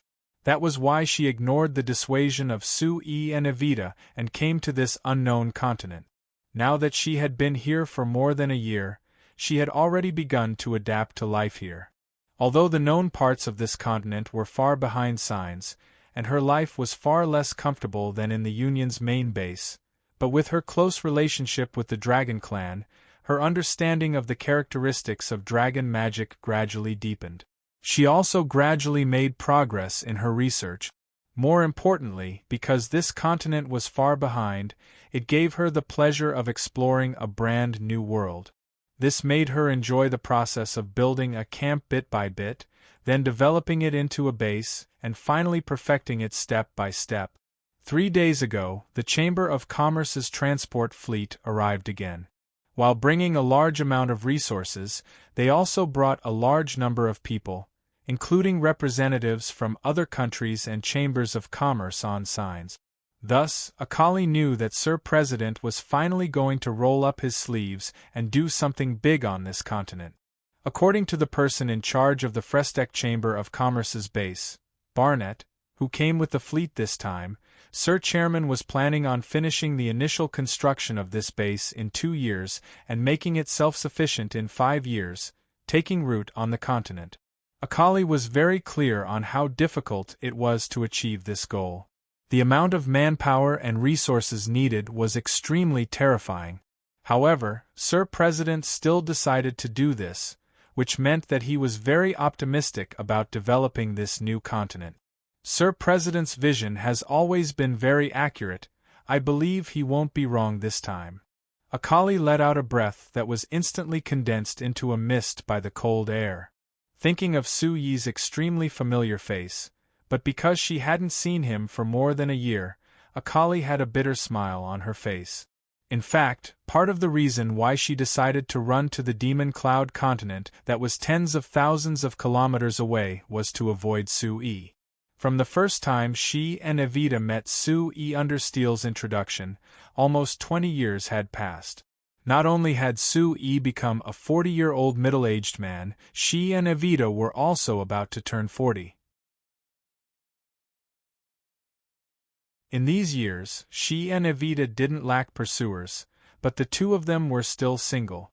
Akali didn't know what Evita was thinking, but she was very clear in her heart that the reason she was like this was all because of Su Yi.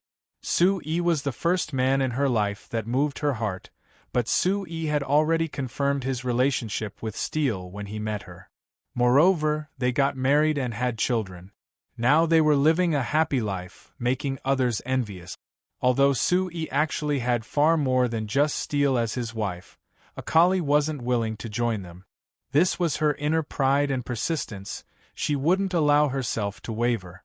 However, staying by Su Yi's side would only make her feel more and more pain, so Akali simply chose to stay away. On this continent, although being away from home often made people feel lonely, being far away from Su Yi made Akali feel a lot less annoyed. Moreover, the work here was very meaningful. She liked it very much and was willing to devote herself to it. Therefore, staying here wasn't painful for Akali and even made her feel very comfortable. If there's a chance, should I persuade Evita to come here and try? Just as this thought appeared in Akali's mind, she suddenly heard the sound of wings flapping above her head. She looked up and saw a huge red dragon flying down from the sky. When it was about to reach the ground, it suddenly transformed into the appearance of a human girl and slowly landed beside Akali. "Hey, Akali, why are you in a daze here? I've been looking for you for a long time," Cassandra quickly asked. If there was one thing that she had gained the most from staying here for more than a year, then Akali would definitely choose becoming good friends with Cassandra as her first choice. This was truly a miraculous fate. Akali wanted to improve her research through Cassandra, but she never thought that after being in contact with Cassandra for a long time, the relationship between the human and dragon would become better and better. Now they could even be considered good friends. There were many times when the close relationship between Akali and Cassandra became the link between the humans of the New Flyer and the Red Dragon tribe that Cassandra belonged to. "I'm thinking about something and also looking at how the number 3 signal tower is doing." Akali pointed at a magic signal tower not far away that was on the cliff by the sea. "Cassandra, we have to pay attention to the floating magic signal. Our company is about to start building a large base on the coast, so we have to keep the communication between the base and the island." "No problem. I've already chosen a group of clansmen and they're working on it right now," Cassandra replied with a smile, "in order to see the final episodes of The Legend of the Louvre. As soon as possible, they're all working very hard." Seeing Cassandra's proud smile, Akali couldn't help laughing in her heart as she gave a laugh. "I really don't understand, why are you dragons so interested in the illusion films made by us humans? It's clearly about the stories between us humans. But it's very good." Cassandra blinked her large eyes as she said in a natural voice. "Actually it's good because it's about the stories between you humans. If it's about the stories of us dragons, I feel it's very boring just thinking about it. There isn't that much to talk about." Akali thought about it and decided to give up on this topic. "Right, Cassandra, is the Black Dragon here yet?" "He's here. I came to find you because he just contacted me," Cassandra said with a nod. "He's here? Then where is he?" Akali looked up at the sky before looking around, But she didn't see a single trace of the black dragon. This fellow said that he wasn't willing to be seen by too many humans, so he only allowed you to see him. Cassandra curled her lips. I beat him up, but he wasn't willing to change his mind. I had no choice but to take you to see him. Akali imagined for a moment, and the corners of her mouth couldn't help but twitch. When these two guys fought, they should be in their dragon form. Thinking about a dragon pressing another dragon to the ground and beating them up, it was very strange. Okay, where is he? Take me to see him. Cassandra's figure changed, and she returned to her dragon form. She turned to Akali and said, "Come on up." Akali jumped onto Cassandra's broad back without hesitation. Then Cassandra flapped her wings and immediately flew into the sky. About 20 minutes later, Cassandra flew to a hill slightly higher than the surrounding area and landed. Akali saw a black dragon standing upright on the top of the hill from a distance. It was Leon, the black dragon that she had met once before. Seeing that Akali had jumped down from Cassandra's back, Leon's pair of big dragon eyes widened like two huge light bulbs. "Cassandra, you actually let a human sit on your back." Feeling the two hot breaths coming from Lei Ang's giant nostrils, Akali took 2 steps to the side with a frown, looking at him in confusion. "Isn't it just sitting on Cassandra's back and flying over? Why is this guy making such a fuss? She often does this kind of thing, what's so strange about it?" Cassandra first transformed into her human form, and then shouted at Leon, "Transform into a human first before you speak. Do you know what respect is?" Akali almost laughed out loud. For the red dragons, the dragon form was their original form.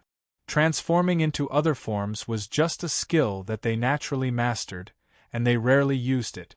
Cassandra had been in contact with New Flyer for a long time, so for the convenience of communication, she often transformed into her human form. Usually, she still maintained her dragon form. In addition, respect. For the naturally powerful dragons, this word should never be used on humans.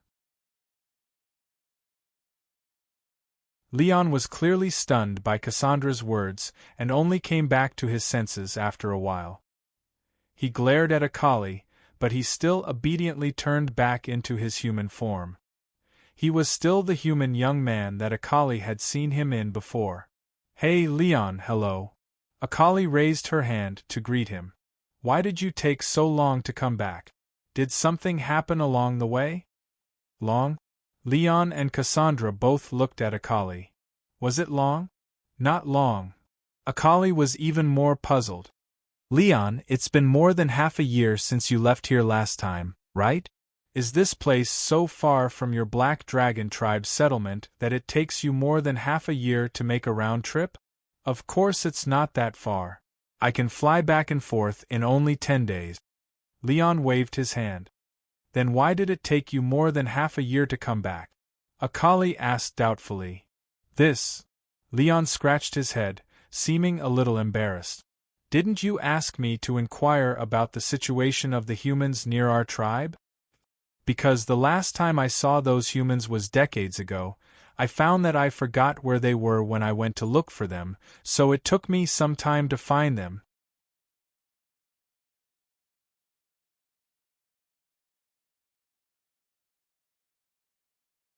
Chapter 1059. Without saying a word, Cassandra kicked Liang's butt. "You can't even find a human, what's the use of you?" Liang didn't dodge at all and took the kick as he said with an aggrieved expression, "How would I know that in just a few decades, those humans have completely changed? Their population is now several times more than before, and they even built a town tens of kilometers away. It seems like they're living quite well." "A human town has already appeared?" Akali was overjoyed and immediately asked, "Then have you been in contact with those humans? What's their current situation?" Liang shook his head. "Humans are terrified when they see us dragons. How can I get in contact with them?" "Can't you transform into a human?" Akali couldn't help but ask. Liang gave a snort and looked at Akali with eyes of disdain. "I'm a dignified dragon. How can I transform into a human? At this point, Leong looked down at his current human form and had to swallow the latter half of his sentence. He coughed and continued, "In short, don't expect me to run into the human world to help you inquire about information. I won't do it." Akali stopped Cassandra from kicking him again and said with a smile, "It's enough to know that humans are still around. Now let's not talk about humans, let's talk about your black dragon race. How was the response to the thing I asked you to bring back last time? Did your people like it?" Hearing Akali ask this, Leong immediately showed an excited expression. "Hey you, human, what's your name again?" "Akali, just call me Akali." "Oh, Akali, do you still have more of that magic illusion projector you gave me last time? Is there a follow-up to that illusion film? Tell me quickly, I can't wait." Seeing Leong's expression, Akali couldn't help but smile at Cassandra. It seemed that the Black Dragon Clan and Cassandra's Red Dragon Clan were both very fond of fantasy movies. Last time, Akali had asked Leong to bring back those things, and she had done the right thing. Of course, if you are interested, you can ask Cassandra to recommend it to you. She is very familiar with it, Akali said. Really? Cassandra, tell me, what happened to Prince Tosk? Did he die? And his father, King Nami, was the bad guy, right? Also, seeing Leon and Cassandra discussing the previous illusion film, Akali shook her head, not knowing whether to laugh or cry. The dragon race was really unpredictable. Logically speaking, such a naturally powerful race should view humans the same way humans viewed ordinary insects. However, the red dragons and black dragons were actually so obsessed with fantasy movies that depicted human stories. It was truly incomprehensible. Seeing that they were chatting enthusiastically, Akali felt that even if she had questions, she should wait and ask them later. She informed Cassandra and planned to return to the camp first. Cassandra waved her hand and didn't mind. Just as Akali was about to fly into the sky, Leong suddenly seemed to have thought of something. By the way, Akali, when I flew over from there just now, I saw a group of humans being surrounded by goblins. I wonder if they are the humans you know? Akali's expression froze. She looked in the northwest direction that Leong was pointing to, and thought for a while. Her expression suddenly changed. Just this morning, New Flyer sent a transport team to the Crom Gnome tribe in that direction, intending to transport a new batch of household magic machines to the gnomes and let them experience the various conveniences brought about by the household magic machines. Calculating the time, they should still be on the way. Moreover, there were no other humans within a radius of hundreds of kilometers. If Leong saw a group of humans, then it was very likely that it was New Flyer's transport team. However, Akali hadn't received any requests for help from the transport team. This meant that either Leong was mistaken, or the transport team had reached an area where the magical communication signal couldn't reach. Akali naturally leaned towards the latter. So, after thinking for a while, she took out a magical communicator and contacted New Flyer Guard Captain Reinhal, who was in charge of guarding against mistakes in the camp, and explained the situation. "Captain Reinhal, I'll go and check out the situation first. You guys follow me immediately. We will maintain communication at all times," Akali instructed. "Wait, Akali, since the transport team can't communicate, it means that they aren't in the communication range. It's the same if you go over. How do we contact you?" Reinhal asked anxiously. "It's fine, I have 2 dragons with me. I can create several temporary floating magic signal beacons with their help, which is enough to create a temporary communication network. You can contact me at any time." This. Captain Reinhal hesitated a bit before deciding to believe in Akali's expertise. "Alright, then I ask you to maintain communication. I'll immediately organize the rescue team." "Alright." Akali didn't hang up the magic communicator and casually took it before giving a nod to Cassandra. Cassandra and Akali had been studying floating signal beacons for close to a year, so of course she understood Akali's meaning. Seeing her signal, she quickly returned to her dragon form and slowly flew into the air. After a while, she used dragon language magic to create a white ball of magic in the air. This was the floating magic signal beacons that Akali and Cassandra had developed together. It could replace the role of the magic signal tower while maintaining this state, completing the magic signal bridge. But compared to the magic signal that was fixed to the ground and had a stable magic array and magic crystal, it was lacking in terms of stability and usability, so it was hard to replace the magic signal tower. But it had an incomparable advantage over the magic signal tower. Because it could stay in the air, it wasn't limited by the terrain at all. At the same time, the magic signal would be less affected by the bridge, allowing it to travel a longer distance and be clearer. Akali's main goal in researching this was to create a magic communication network that could cross the endless sea. Her final goal was to connect the Demon Cloud continent and signs directly. Seeing that Cassandra had already set up a temporary floating magic signal beacons, Akali activated the magic array in the magic communicator in her hand. After confirming that there was no problem with the transmission, she turned to Leon and said, "Let's go, bring me to where you found those humans surrounded." Leon was looking at the magic communicator in Akali's hand with a curious look. "What is this thing? It looks very fun." "Fun your head." Cassandra flew down from the sky and with a flap of her wings, Leon was sent rolling on the ground. "Stop wasting words and lead the way." Leon crawled up with his head covered in dust, but he didn't dare refute her. He obediently returned to his dragon form and flew in the northwest direction he had just pointed in. "Come, sit on me." Cassandra waited for Akali to jump on her back before flapping her wings to follow. After flying for around 4-5 kilometers, Akali had Leon and Cassandra stop. Then she had Cassandra make another temporary floating magic signal beacons and used the magic communicator to confirm that the transmission was normal. At the same time, she made contact with Captain Reinhard before continuing to fly northwest.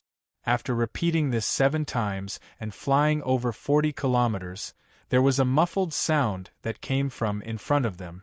Leon, who was flying in front, roared, "It's over there." Akali looked in the direction of the sound and saw a bright azure light appear. There was a giant sound that was shocking. They even used magic rockets. Are those goblins that hard to deal with? Akali couldn't wait any longer. She simply got off Cassandra's back and flew over.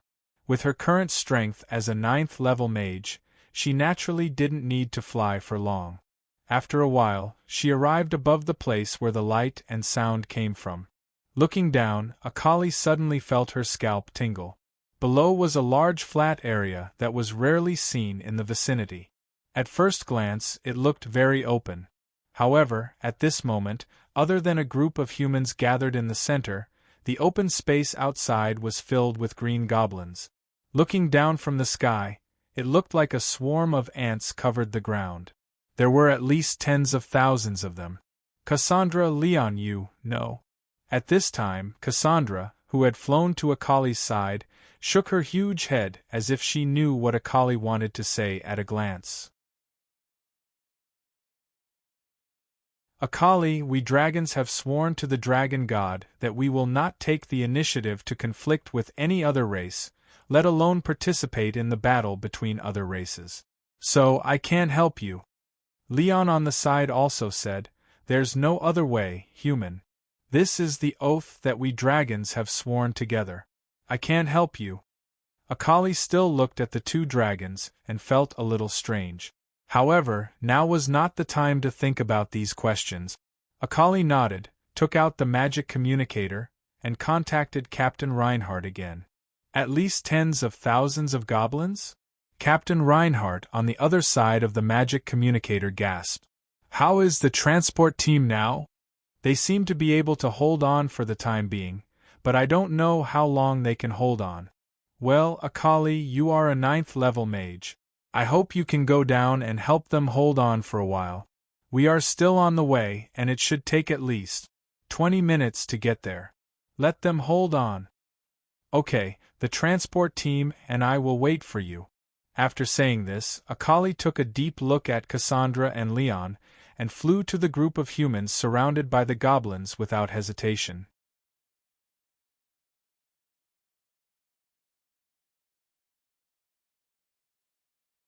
Chapter 1060.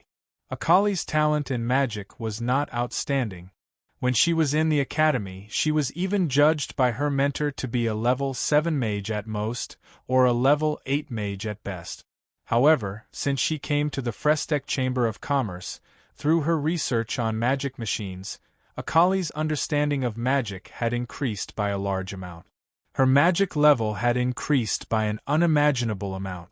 After more than a decade, Akali had now leaped from a level 4 mage when she first came to New Flyer to a level 9 mage, and was only one step away from becoming a supreme mage.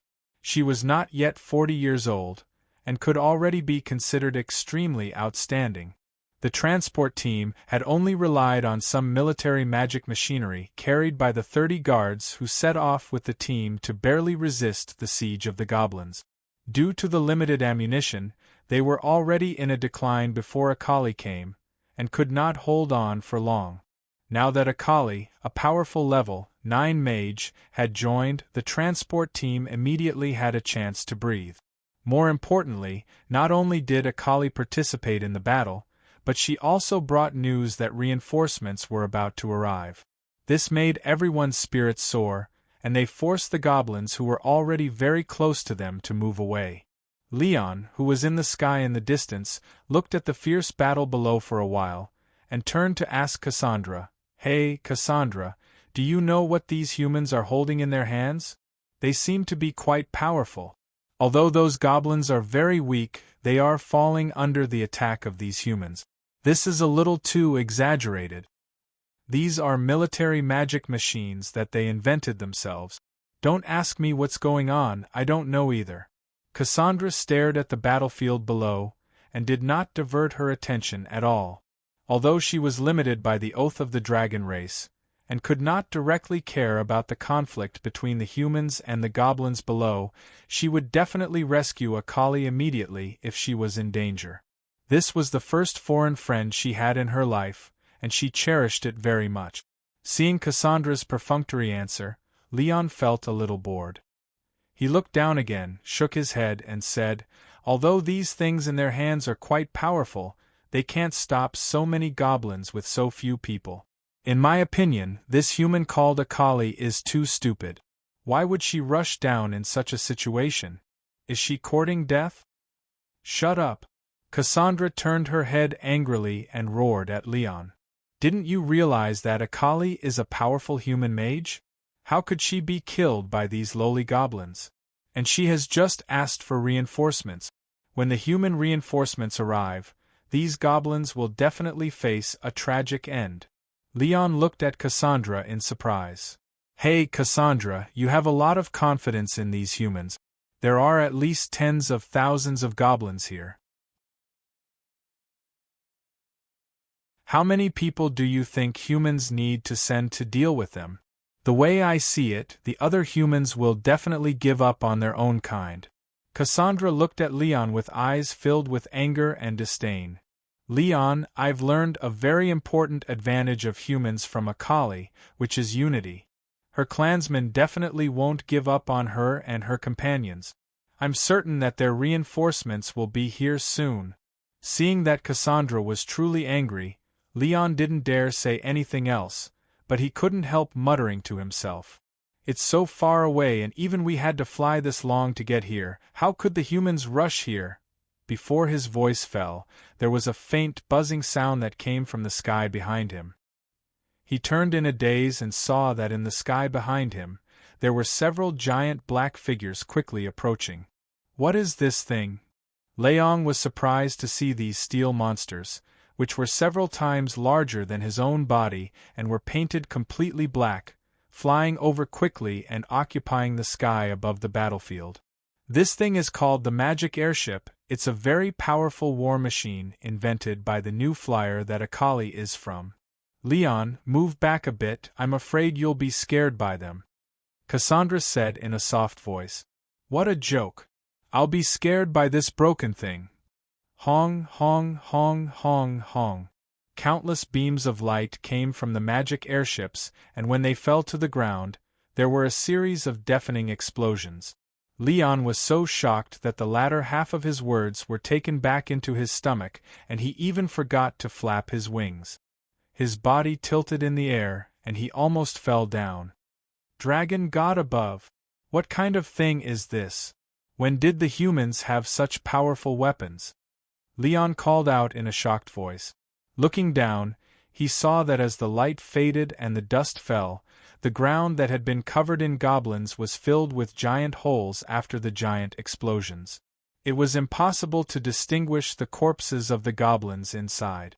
Leon quickly evaluated it in his heart, and found that any attack from the magic airships was as strong as the normal dragon language magic he released.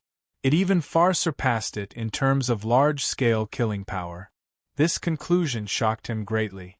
In his impression, humans were clearly one of the weakest races. Other than the occasional few human powerhouses who could compete with other races, most humans couldn't even withstand a single claw from him. However, now that the humans had made these things that could release such powerful attacks, it really made him look at them in a new light. But Leon was also very doubtful. Since the humans had such powerful weapons, how could they be unknown on the continent and give the other races a weak feeling? Right. Cassandra seemed to have said that these humans came from another continent. They are different from the humans of the Demon Cloud continent. But how could the humans of the other continent be this strong? Ignoring the doubts in Leon's heart, the situation on the battlefield had changed with the arrival of the 13 magic airships. Although there were many goblins, the goblins weren't that strong and they didn't have any powerful weapons. When faced with the attacks of the magic airships that came from the sky, they couldn't resist at all. Not long after, the over 10,000 goblins surrounding the transport team had lost over 1,000 lives from the magic bombs of the 13 magic airship. There were several large gaps in their formation that had been blown apart. The goblins weren't fools. Naturally they knew that they had met a strong enemy that they couldn't match. After a bit of chaos, they scattered in all directions.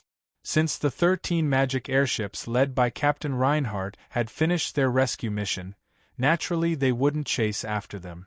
2 magic airships fell down and brought Akali and the transport team into the magic airship. Captain Reinhardt, thank you for your rescue. We thought that we would die here today.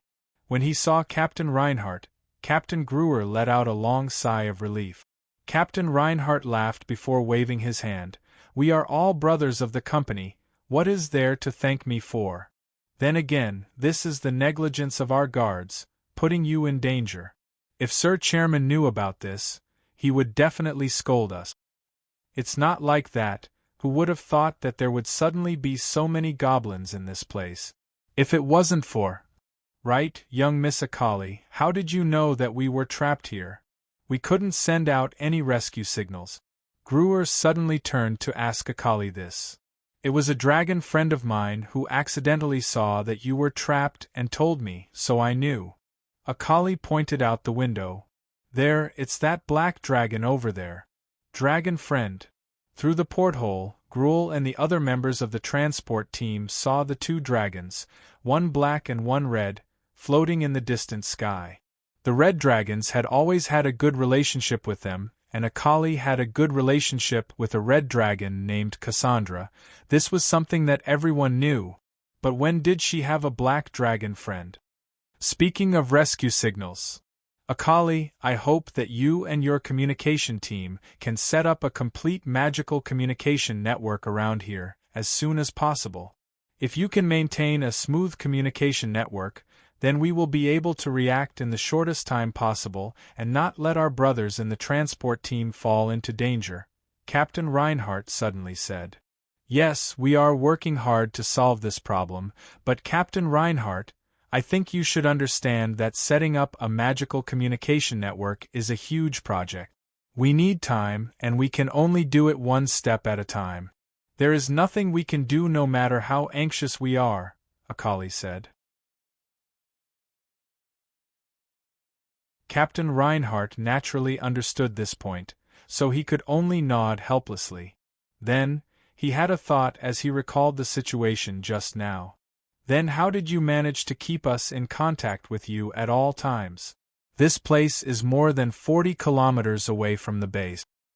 This was also done with the help of my dragon friend, and it is only a temporary measure. It won't last long. You see, we can't keep in contact with the base now, Akali explained as she waved the magic communicator in her hand. Captain Reinhardt tried it and found that he really couldn't communicate with the base. Well, in that case we had better hurry back to the base immediately. Supervisor Barnett is very concerned about this rescue, so we have to report to him as soon as possible. Also, we have to discuss a suitable solution for this incident. Otherwise, our activities here will be greatly restricted in the future. Akali, your communication department had better send someone to attend the meeting as well. Let's talk about it when we get back to the base, Akali shrugged and said indifferently. You're tuning in to the Phoenix Knights YouTube channel. Don't forget to subscribe and join us on this journey to catch the most captivating stories.